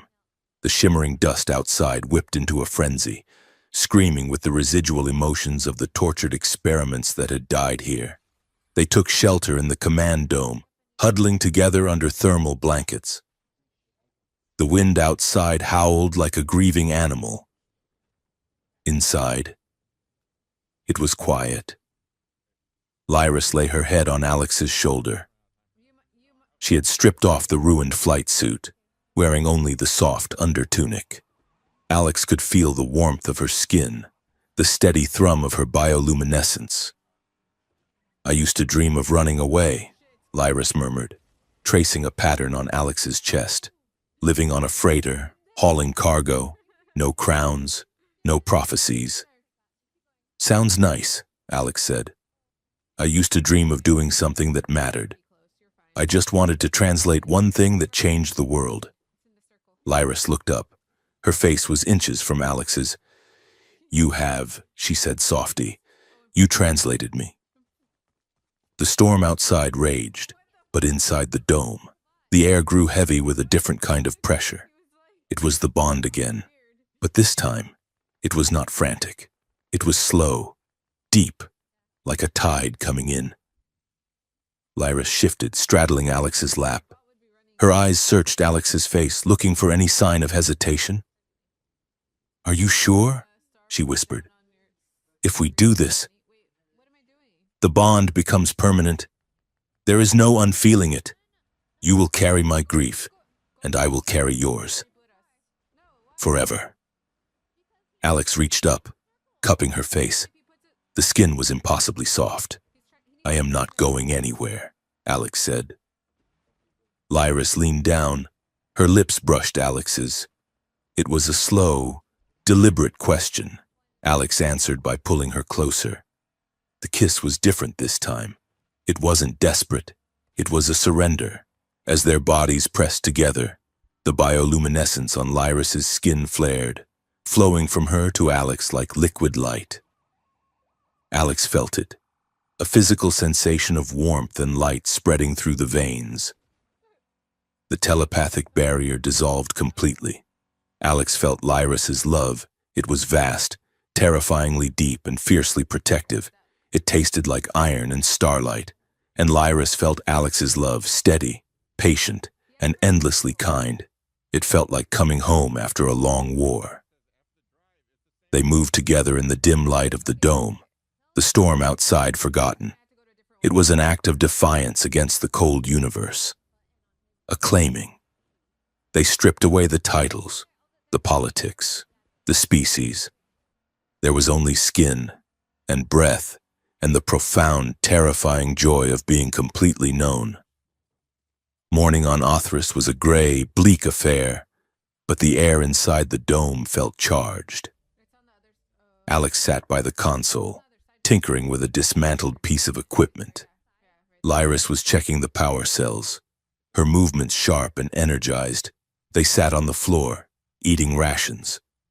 So, Alex said, gesturing with a nutrient bar. We are bonded, permanently. Yes, Lyris said, a small smile playing on her lips. You are stuck with me. And Vile wants to use that bond to brainwash the Empire, Alex said. Lyris nodded, her expression hardening. But the machine, Alex said, pointing to the schematic on the screen. It just amplifies the signal we send, right? Technically. Yes, Lyris said. It is designed to broadcast the harmony waveform. What if we change the waveform?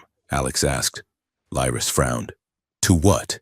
To the truth, Alex said. Alex pulled up the data logs. Vial wants to broadcast a synthetic emotion, fake peace or fake hate.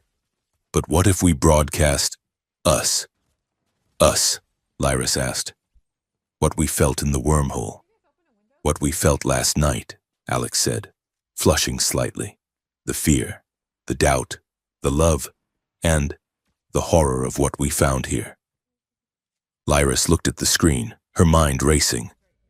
If we hijack the signal, she said slowly, and pump raw, unfiltered memory into the network, the people will not feel what Vial wants them to feel. Alex finished. They will feel what we feel. They will see the conspiracy. They will feel your anger at being used. They will feel the pain of the creatures in those tanks. It would be chaos, Lyris whispered. It would be the truth, Alex said. Lyris looked at Alex.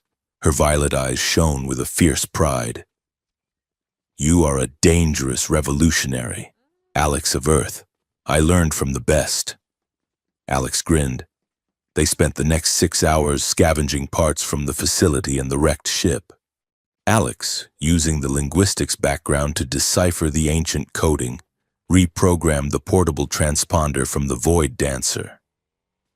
Lyris used her engineering skills to rig a bypass into the royal communication frequency.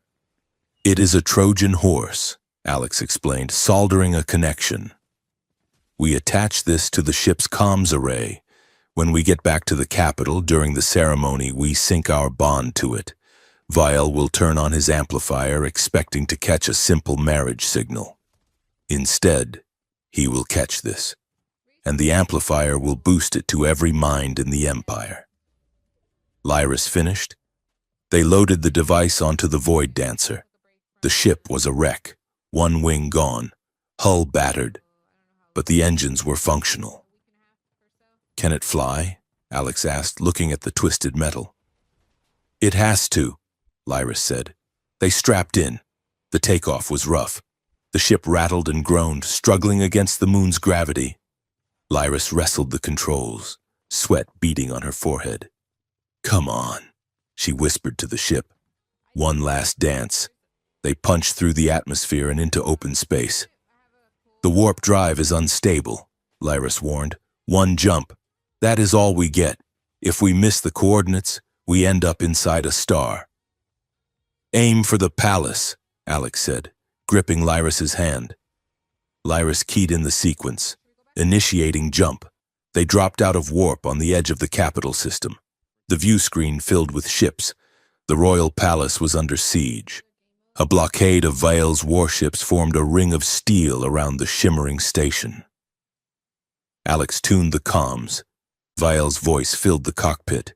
Regret to inform the populace that Queen Seraphine has been declared mentally unfit. Her refusal to secure the Empire against the human threat has left us vulnerable. The coronation of the true preservation will commence within the hour. He is speeding up the timeline, Lyris said. He is going to depose my mother, and he is blaming it on me. Alex noted, the human threat. Lyris looked at Alex. Her markings were flaring a deep, combat red. Are you ready to crash a wedding? She asked. Alex looked at the blockade, then at Lyris. I am ready, Alex said. Lyris punched the throttle. The battered Void Dancer, trailing smoke and leaking plasma, dove toward the palace, straight into the heart of the enemy fleet. The docking bay was a graveyard of luxury.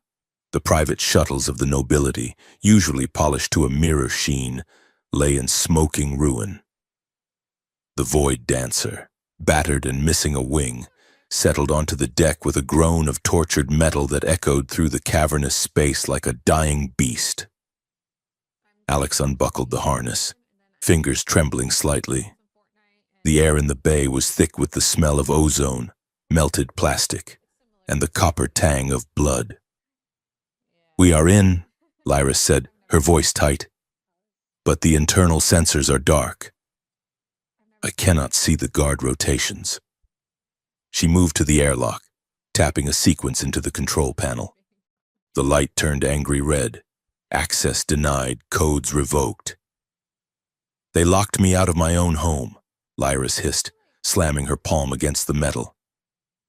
Let me look, Alex said, squeezing past her. Alex pulled the panel off the wall, exposing the crystalline circuitry. It was complex, elegant, and designed by minds that thought in harmonics and flow. But Alex was human. Alex thought in binary, in breaks and bypasses. They changed the encryption keys, Alex muttered, twisting two optical fibers together. But they did not change the hardware voltage limits. If I spike the input... Alex jammed a jagged piece of conductive scrap from their crashed ship into the port. The panel sparked violently. The door hissed, confused by the sudden surge of power, and slid open halfway. Barbaric, Lyris said, but she smiled. It is called hacking, Alex said, wiping soot from the forehead. After you, princess. They slipped into the maintenance shafts. These were not the gleaming, gravity-defying corridors of the public palace. These were cramped, industrial tunnels that smelled of lubricant and stale air. They climbed ladders that seemed to stretch for miles, bypassing the main elevators which were surely monitored. Through the grating of a ventilation shaft, they looked down into the grand concourse. It was a war zone. Scorch marks blackened the pristine white walls. The beautiful floating gardens had been shot down, lying in heaps of dying vegetation on the floor. Bodies, loyal guards in white and Vile's insurrectionists in red, were scattered like broken toys. They are purging the loyalists, Lyris whispered, her bioluminescence dimming to a grief-stricken gray. We have to find your mother, Alex said, squeezing her shoulder. Where would they keep her? The royal sanctum, Lyris said. It is the only place with a stasis grid strong enough to hold a high blood against her will. They moved faster. The entrance to the sanctum was guarded by 4 figures in heavy robes. They did not look like soldiers. They wore silver masks and carried staves topped with crackling energy. Priestess Nera's personal zealots, Lyris warned, drawing her energy baton. They do not feel pain. They are chemically altered to feel only religious ecstasy in combat. Great, Alex said, gripping a heavy wrench scavenged from the ship. Happy zombies. Lyris moved first. She was a blur of motion, a streak of violet light in the dim corridor. She engaged the first 2, her baton clashing against their staves with a sound like thunder. The other 2 turned toward Alex. Alex did not fight like a Lissari. There was no grace. Alex threw a canister of pressurized coolant, grabbed from the maintenance wall at the feet of the first zealot. As the cloud of freezing gas erupted, Alex swung the wrench with all the desperate strength of a terrified human. The wrench connected with the zealot's knee. There was a sickening crunch. The zealot did not scream, they simply collapsed, smiling behind the mask, behind them. Lyris vaulted off the wall, kicking one guard into the other. She finished them with a precision strike to the neural clusters at their necks. Alex stood panting over the fallen zealot. Clear. Alex wheezed. They breached the doors. Inside, the sanctum was dark, lit only by the blue glow of a stasis cage in the center of the room. Queen Seraphine stood inside, frozen in a field of time-dilated energy. Her eyes were open, burning with fury, but she could not move. Lyris rushed to the control pedestal. Nera has locked it with a biometric seal. It needs a high priestess's DNA, or a catastrophic power failure, Alex suggested. Alex ran to the power coupling on the wall, the one feeding the cage. Do not look at the flash. Alex smashed the coupling with the wrench. An explosion of sparks showered the room. The blue field flickered and died. The queen collapsed, gasping as time rushed back into her body. Lyris caught her before she hit the floor. Mother! Lyris cried. Seraphine looked up, her skin pale, her lights dim. Lyris? You! You are alive. Vial said your ship was destroyed. He lied, Lyris said, helping her stand about everything. The Queen looked at Alex, who was holding the wrench like a royal scepter. And the human. You survived the outer rim. We did more than survive, Alex said. We found the truth. The Queen closed her eyes, a look of profound shame crossing her face. I suspected Vial was ambitious. I did not think he would burn the palace to rule the ashes. You let this happen, Lyris shouted, the fear of the last few days boiling over into anger. You built the machines. You let them turn our biology into a weapon because you were too afraid to trust the people. I was afraid for you, Seraphine shouted back, her voice regaining its command. The prophecy was the only shield I had. If I died, and you were alone, the wolves would have torn you apart. I wanted to give you a partner. I wanted to give you safety. Safety? Lyris spat. You gave me a cage. You tried to force a human to marry me to save your politics. Stop it, Alex yelled. The shout echoed in the high chamber. Both the Queen and the Princess turned to stare at the human. We do not have time for this, Alex said, stepping between them. Vial is about to brainwash 3 systems. Nera is rewriting history. You can argue about parenting styles later. Right now, we have a job to do. The Queen looked at Alex. The human was dirty, covered in soot, holding a wrench, and speaking to the ruler of the Lissari Empire with zero deference. And she smiled. You are braver than you look. Alex of Earth, the Queen said. Alex looked at Lyris. We have the device. We can stop them. But we need to get to the ceremony. The Queen straightened, her lights flaring back to a regal gold. The ceremony is in the amphitheater of voices. It begins in 10 minutes. Vial controls the exits. Then we will make our own entrance, Lyris said, her eyes dangerous.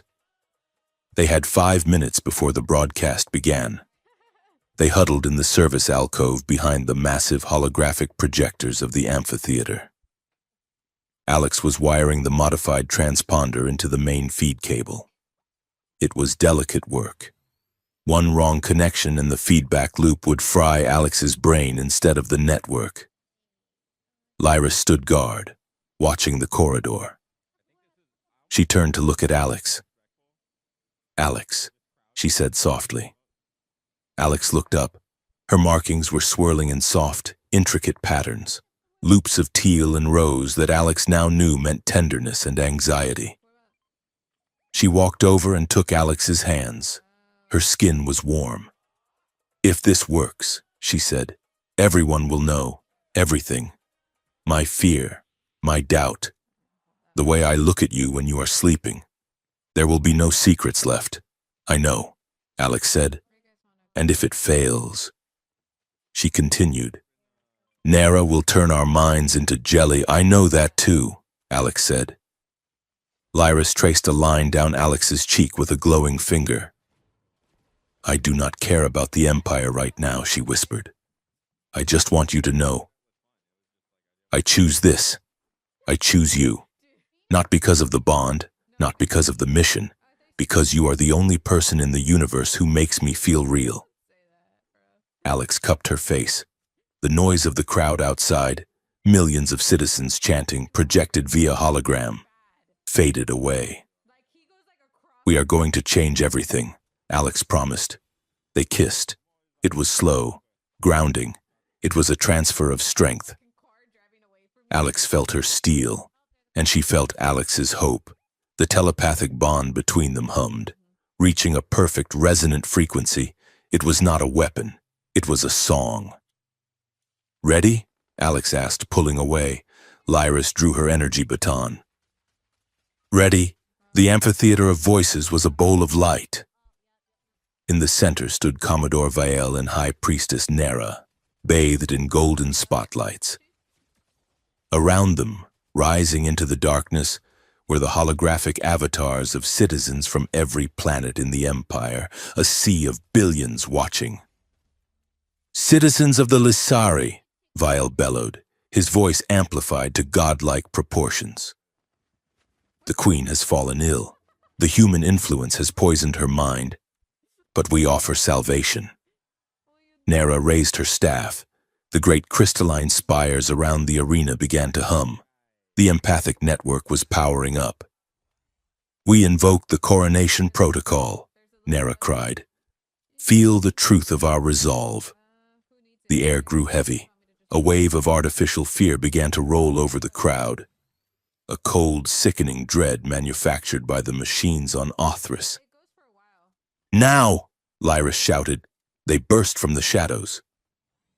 Lyris leaped onto the central dais, her baton igniting with a snap hiss of violet energy. She landed between Vale and the microphone, knocking the Commodore back with a shockwave of force. Alex slid into position at the control node, slamming the modified transponder onto the interface. "Traitors!" Vale screamed, scrambling to his feet. "Kill them!" Nera pointed her staff at Alex.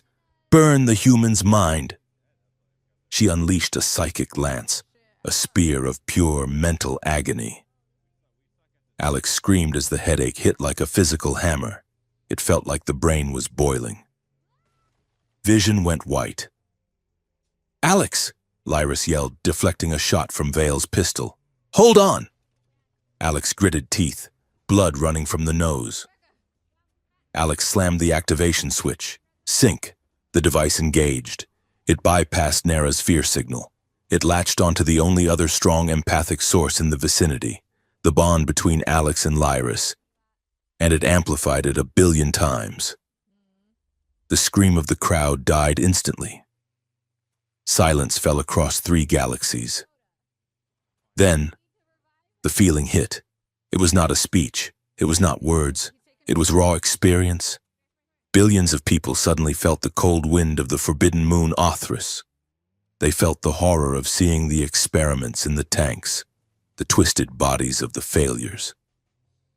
They felt the sharp, stinging betrayal Lyris felt when she read the logs. They felt the terror of the assassination attempt.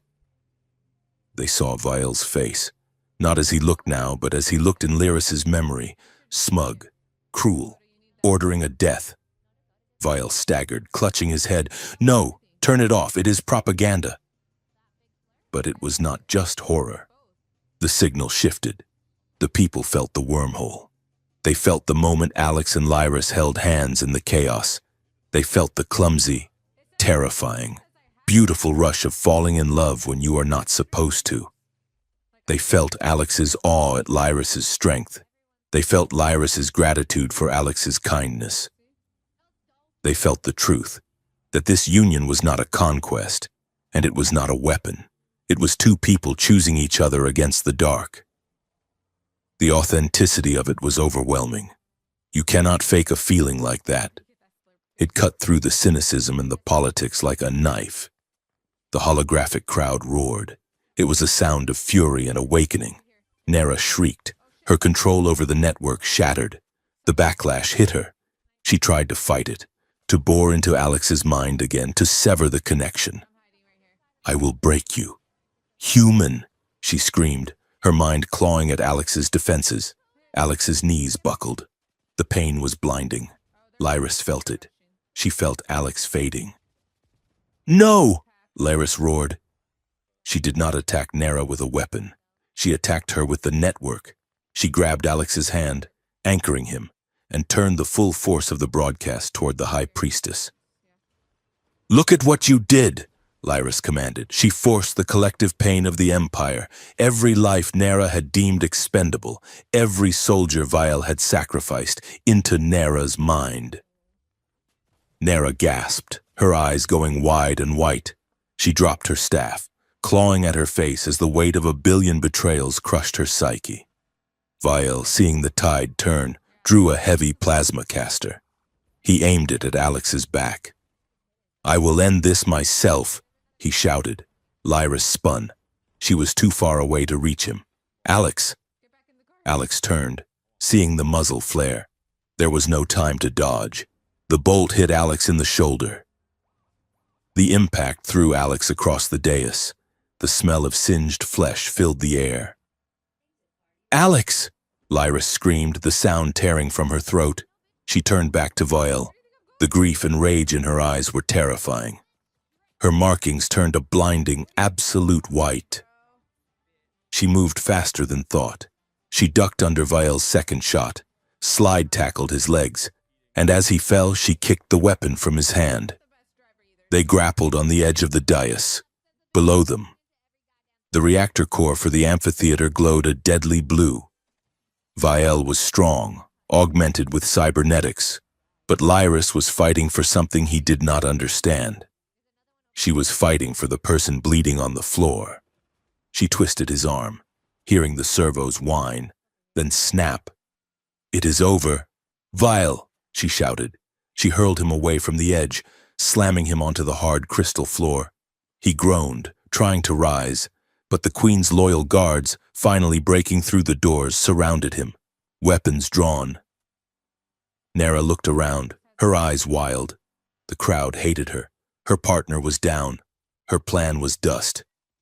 "You have won nothing," she hissed, her voice cracking. "This new softness will kill you all." She smashed a jewel on her bracelet. A distortion field wrapped around her.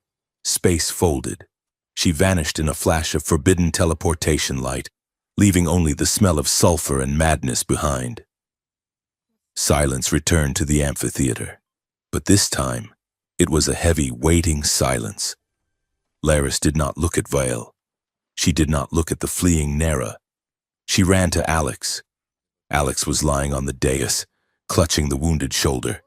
The tunic was soaked in red, but the eyes were open. "Hey," Alex whispered, teeth gritted in pain. "Did we win?" Lyris fell to her knees, her hands glowing as she pressed them over the wound, using her own bioenergy to staunch the bleeding. "You foolish, fragile human," she sobbed, tears tracking through the light on her face. "You took a plasma bolt. It stings," Alex admitted, wincing. Queen Seraphine stepped onto the platform. She looked at Vale, who was being dragged away in chains. She looked at the holographic crowd, who were watching in hushed reverence.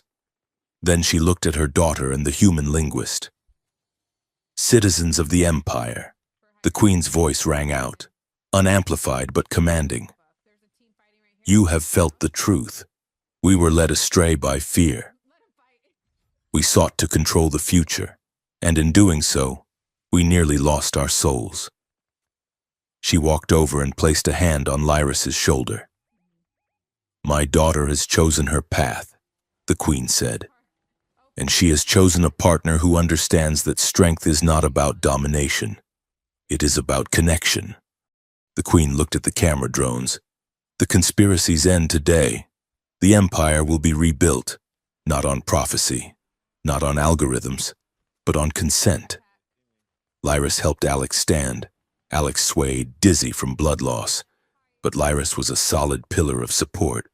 Her arm was around Alex's waist, holding tight. They looked out at the sea of faces, human, Lissari, and a dozen other species. Alex looked at Lyris. Her violet eyes were wet, but they were shining. Her markings were a steady, warm gold, the color of home. "We did it," she whispered. Alex squeezed her hand, feeling the hum of the bond. Quiet now, but unbreakable. "Yeah," Alex said, looking at the stars beyond the amphitheater dome. "We really did." Laris raised their joined hands into the air, and the galaxy roared. 6 weeks had passed since the Battle of the Amphitheater, and the royal palace was no longer a fortress of silence. It was a construction site. The air, once sterile and smelling of ozone, now carried the scents of welding plasma, fresh bonding polymer, and the sweat of 1,000 workers rebuilding the shattered dome. Alex stood on a high balcony overlooking the capital city. The arm that had taken the plasma bolt was healed. leaving only a starburst-shaped scar that Lyris traced with her fingers when she thought Alex was asleep. The physical wounds had closed quickly thanks to Lissari medical gel, but the psychological landscape had shifted tectonically. In the great hall below, the tribunal was concluding. Commodore Vielle, stripped of his armor and his rank, stood in a containment field. He looked smaller without his epaulets, a man reduced to his bitterness. "You are sentenced to exile on the ice moon of Chorus," the high judge announced, the voice booming through the chamber. "You will have no rank. You will have no name. You will contemplate the silence you sought to impose on us." Vielle did not scream or beg. He simply looked up at the royal box where Queen Seraphine sat, flanked by Lyris and Alex. His eyes locked onto Alex. "Chaos is not freedom, human," Vielle said, his voice cold and flat. "You have opened the gates. Do not be surprised by what walks through." As the guards dragged him away, a tremor ran through Alex's hand. The threat felt heavy, especially because High Priestess Nera was still out there. Every few days, a cryptic signal would bounce off the outer sensor arrays, a snippet of scripture, a distorted prayer, a promise that the true path was watching. She was a ghost in the machine, a reminder that their victory was fragile. But today, there was no time for ghosts. Today, the Earth delegation arrived. The shuttle from Earth looked blocky and utilitarian compared to the fluid, organic lines of the Lissari ships. It landed on the pristine flight deck with a heavy mechanical thud. Alex stood at the base of the ramp, wearing formal Lissari robes of deep indigo, embroidered with silver thread that mimicked the constellations of the home system. Lyris stood beside Alex, radiant in ceremonial armor that had been stripped of weapons, her markings pulsing a soft, welcoming blue. The ramp lowered, and Ambassador Kincaid stepped out. He was a stern man in his 60s, wearing a charcoal suit that looked stifling in the humid, oxygen-rich air of the palace. Behind him trailed a nervous gaggle of aides, military attachés, and xenobiologists. Kincaid stopped, adjusting his glasses, and looked at the towering alien architecture, the floating gardens, and finally at the 7-foot-tall princess glowing with bioluminescence. Then he looked at Alex. "Alex?" Kincaid asked, his voice cracking slightly. "Alex Mercer? The adjunct professor from Seattle Community College?" Alex smiled, bowing the head slightly in the Lissari fashion before extending a hand in the human one. "Ambassador," Alex said, "welcome to the Lissari Empire. And yes, though the job description has changed a little since I graded those midterms." Kincaid took the hand, looking stunned. "Son, the last report we had, you were kidnapped by a tractor beam. Now the State Department tells me you are the— what is the term? The stabilizing element of a galactic superpower?" "Candidate consort," Lyris corrected gently, stepping forward. Her voice was melodious, the translator perfectly syncing the English. "And the savior of my house." The ambassador stared at Lyris, then flinched as a small, floating drone buzzed near his ear to scan his vitals. "It is harmless," Alex said quickly, stepping in to mediate. "It is just checking your stress levels to adjust the room lighting.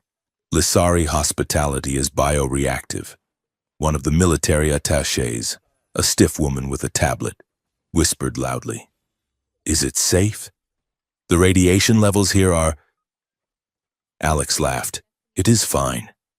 Just do not eat the purple fruit at the banquet unless you want to hallucinate for 3 days." The tension broke. The humans laughed nervously.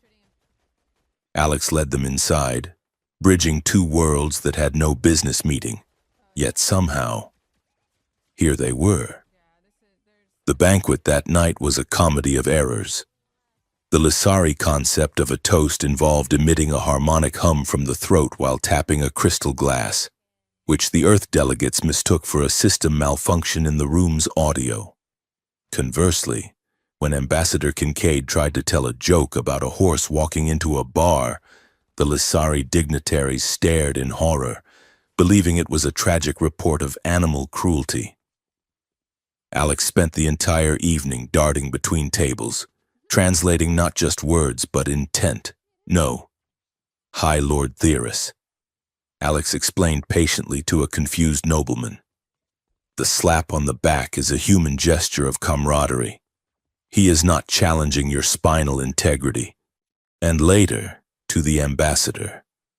When the princess blinks her inner eyelids rapidly, she is not having a seizure.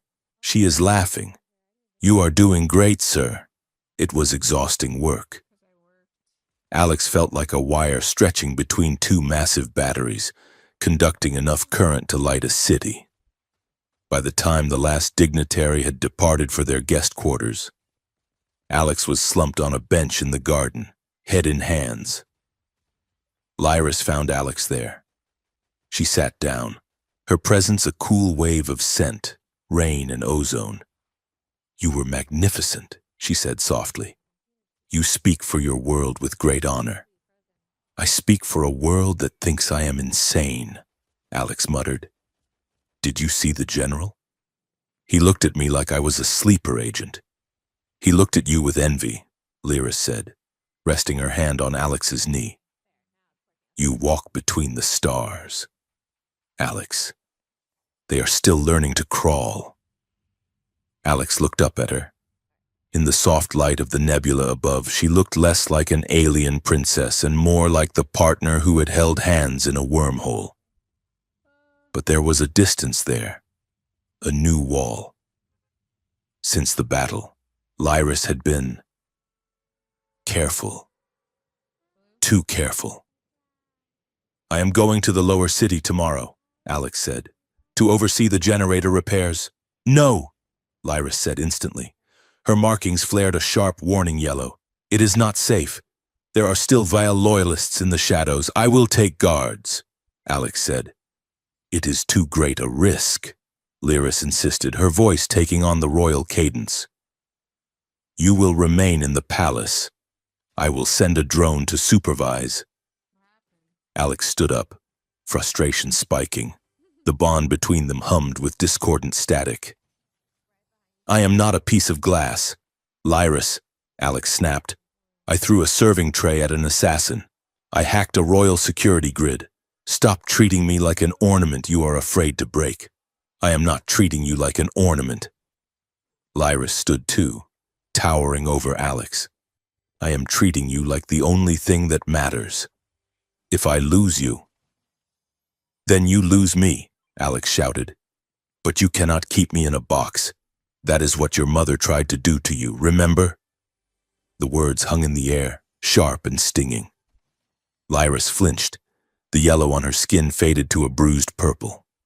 She looked away, her shoulders slumping. You play dirty human, she whispered. I learned from a warrior, Alex said, voice softening.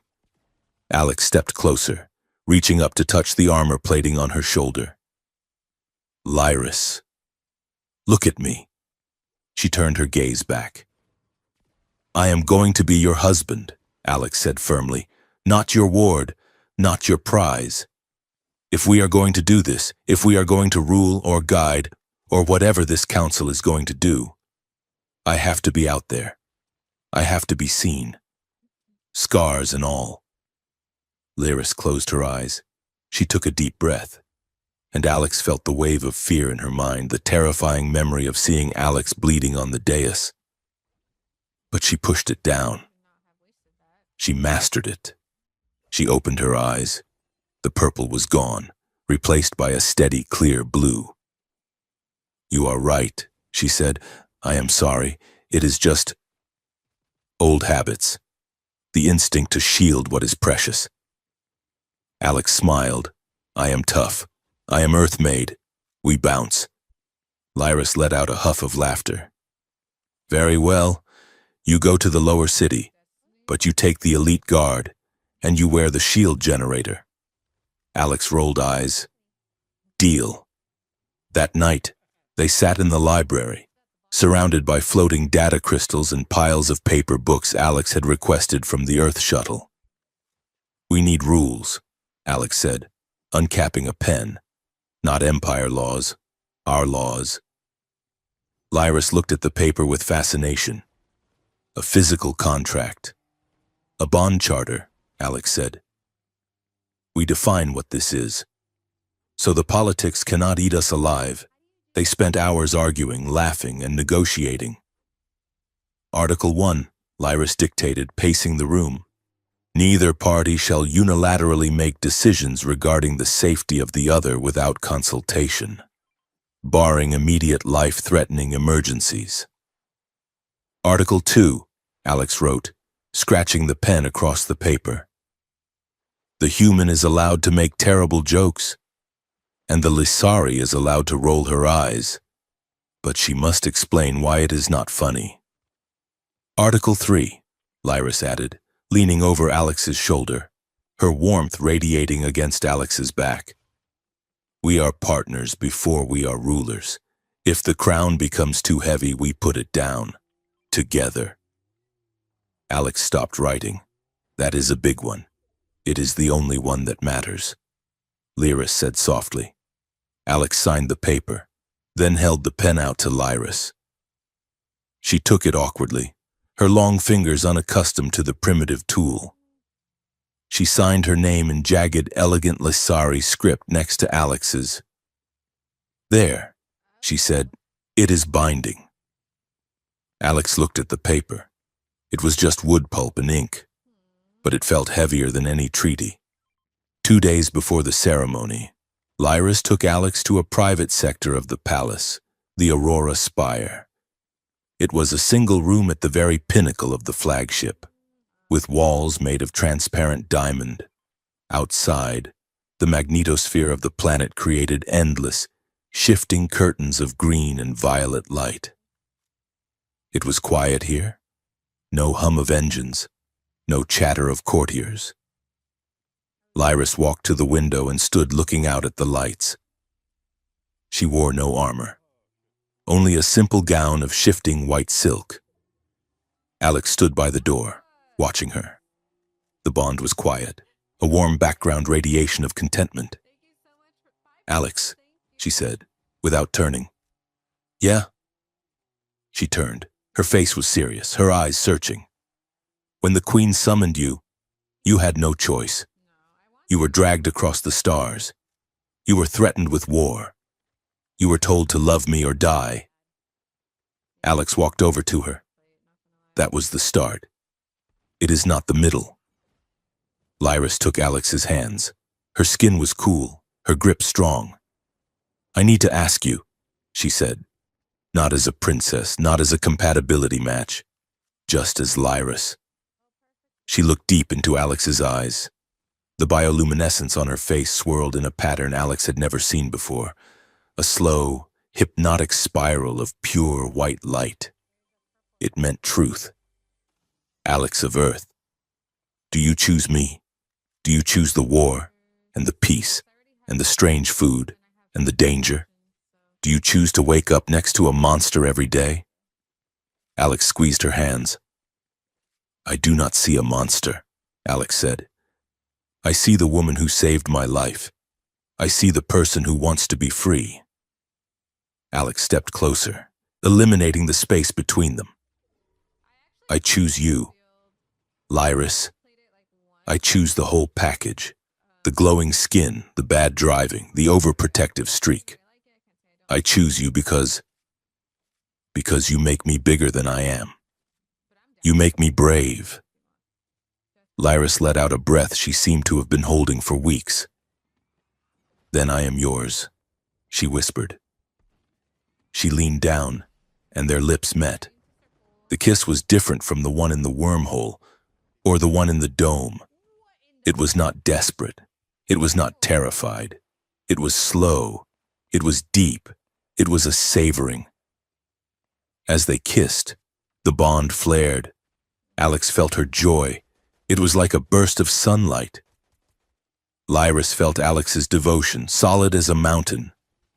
They sank onto the cushions by the window, the aurora dancing above them. The physical barrier between species seemed to dissolve.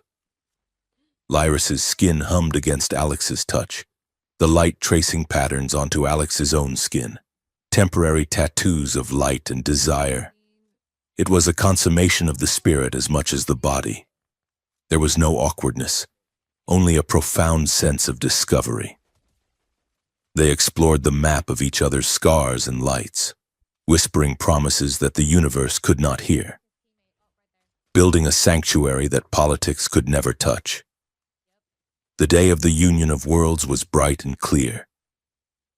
The amphitheater, once the site of a coup, was now decorated with the banners of 1,000 worlds. Flowers from earth, roses and lilies were woven together with the crystalline vines of Lysaere. It was not a royal wedding. The queen had agreed to the change. It was a celebration of partnership. Delegates from the hive worlds, the amphibious guilds, and the human United Nations sat in the stands. Alex stood on the dais, wearing a fusion of styles, a tuxedo jacket over Lysaere formal robes. Lyris stood opposite, wearing armor made of white glass that refracted the sunlight into rainbows. They held hands. Queen Seraphine officiated. She looked regal, but her eyes were kind. "We gather not to witness a transaction of power," the queen said, her voice amplified to the crowd, "but to witness a collision of stars." She looked at Alex. "Speak your vows, candidate." Alex took a breath. The microphone was live. Billions were watching. "Lyris," Alex began, "I cannot promise you safety. I have learned that the universe does not work that way. But I promise you presence. I promise to listen when you speak, to stand when you fight, and to remind you that you are a person, not just a prophecy." Alex smiled. "I promise to be your anchor when gravity fails. And I promise to—" Alex glanced at the holographic teleprompter where the translated vows were scrolling. A small glitch flickered in the text. The word support had been mistranslated by the autocorrect AI to subjugate. Alex blinked, paused, and then decided to lean into the chaos. "I promise to occasionally dominate your furniture," Alex said with deadpan seriousness. Silence. Absolute silence in the amphitheater. The Earth delegates looked horrified. Ambassador Kincaid dropped his monocle. The Lysaere High Council looked confused, tilting their heads. Then, Lyris snorted. It started as a snort, then blossomed into a full, resonant laugh. She threw her head back, her markings swirling in wild, playful loops of orange and pink. The sound broke the tension like a hammer hitting glass. The crowd, seeing their stoic princess laughing, began to chuckle. The laughter spread, a wave of warmth rolling through the stands. Lyris recovered, wiping a tear from her eye. She leaned into the microphone, her eyes dancing. "Then I will occasionally let you," she replied. The crowd erupted in cheers. It was not the polite applause of a royal ceremony. It was genuine joy. They saw them not as statues, but as people, flawed, funny, real people. "I accept your vow, furniture conqueror," Lyris said, squeezing Alex's hand. "And I vow to protect your heart as fiercely as I protect this empire. I vow to change with you, to grow with you, to never let the prophecy write our story for us." Queen Seraphine smiled, stepping forward. "Then, by the power of the stars and the soil, I declare this bond sealed." Following the ceremony, the queen made her announcement. "The era of absolute rule is over," she declared to the galaxy. "The conspiracy taught us that power concentrated in the dark rots the soul." She gestured to the dais, where representatives of 12 species, including Ambassador Kincaid, were now standing. I announce the formation of the Galactic Council. This body will guide the policy of the Empire. My daughter and her consort will serve as the first voices of this council, but they will not rule alone. We will build the future together. It was a political earthquake. It meant the end of the matriarchal tyranny. It meant democracy. And it meant that Alex and Lyris were free to be more than just symbols.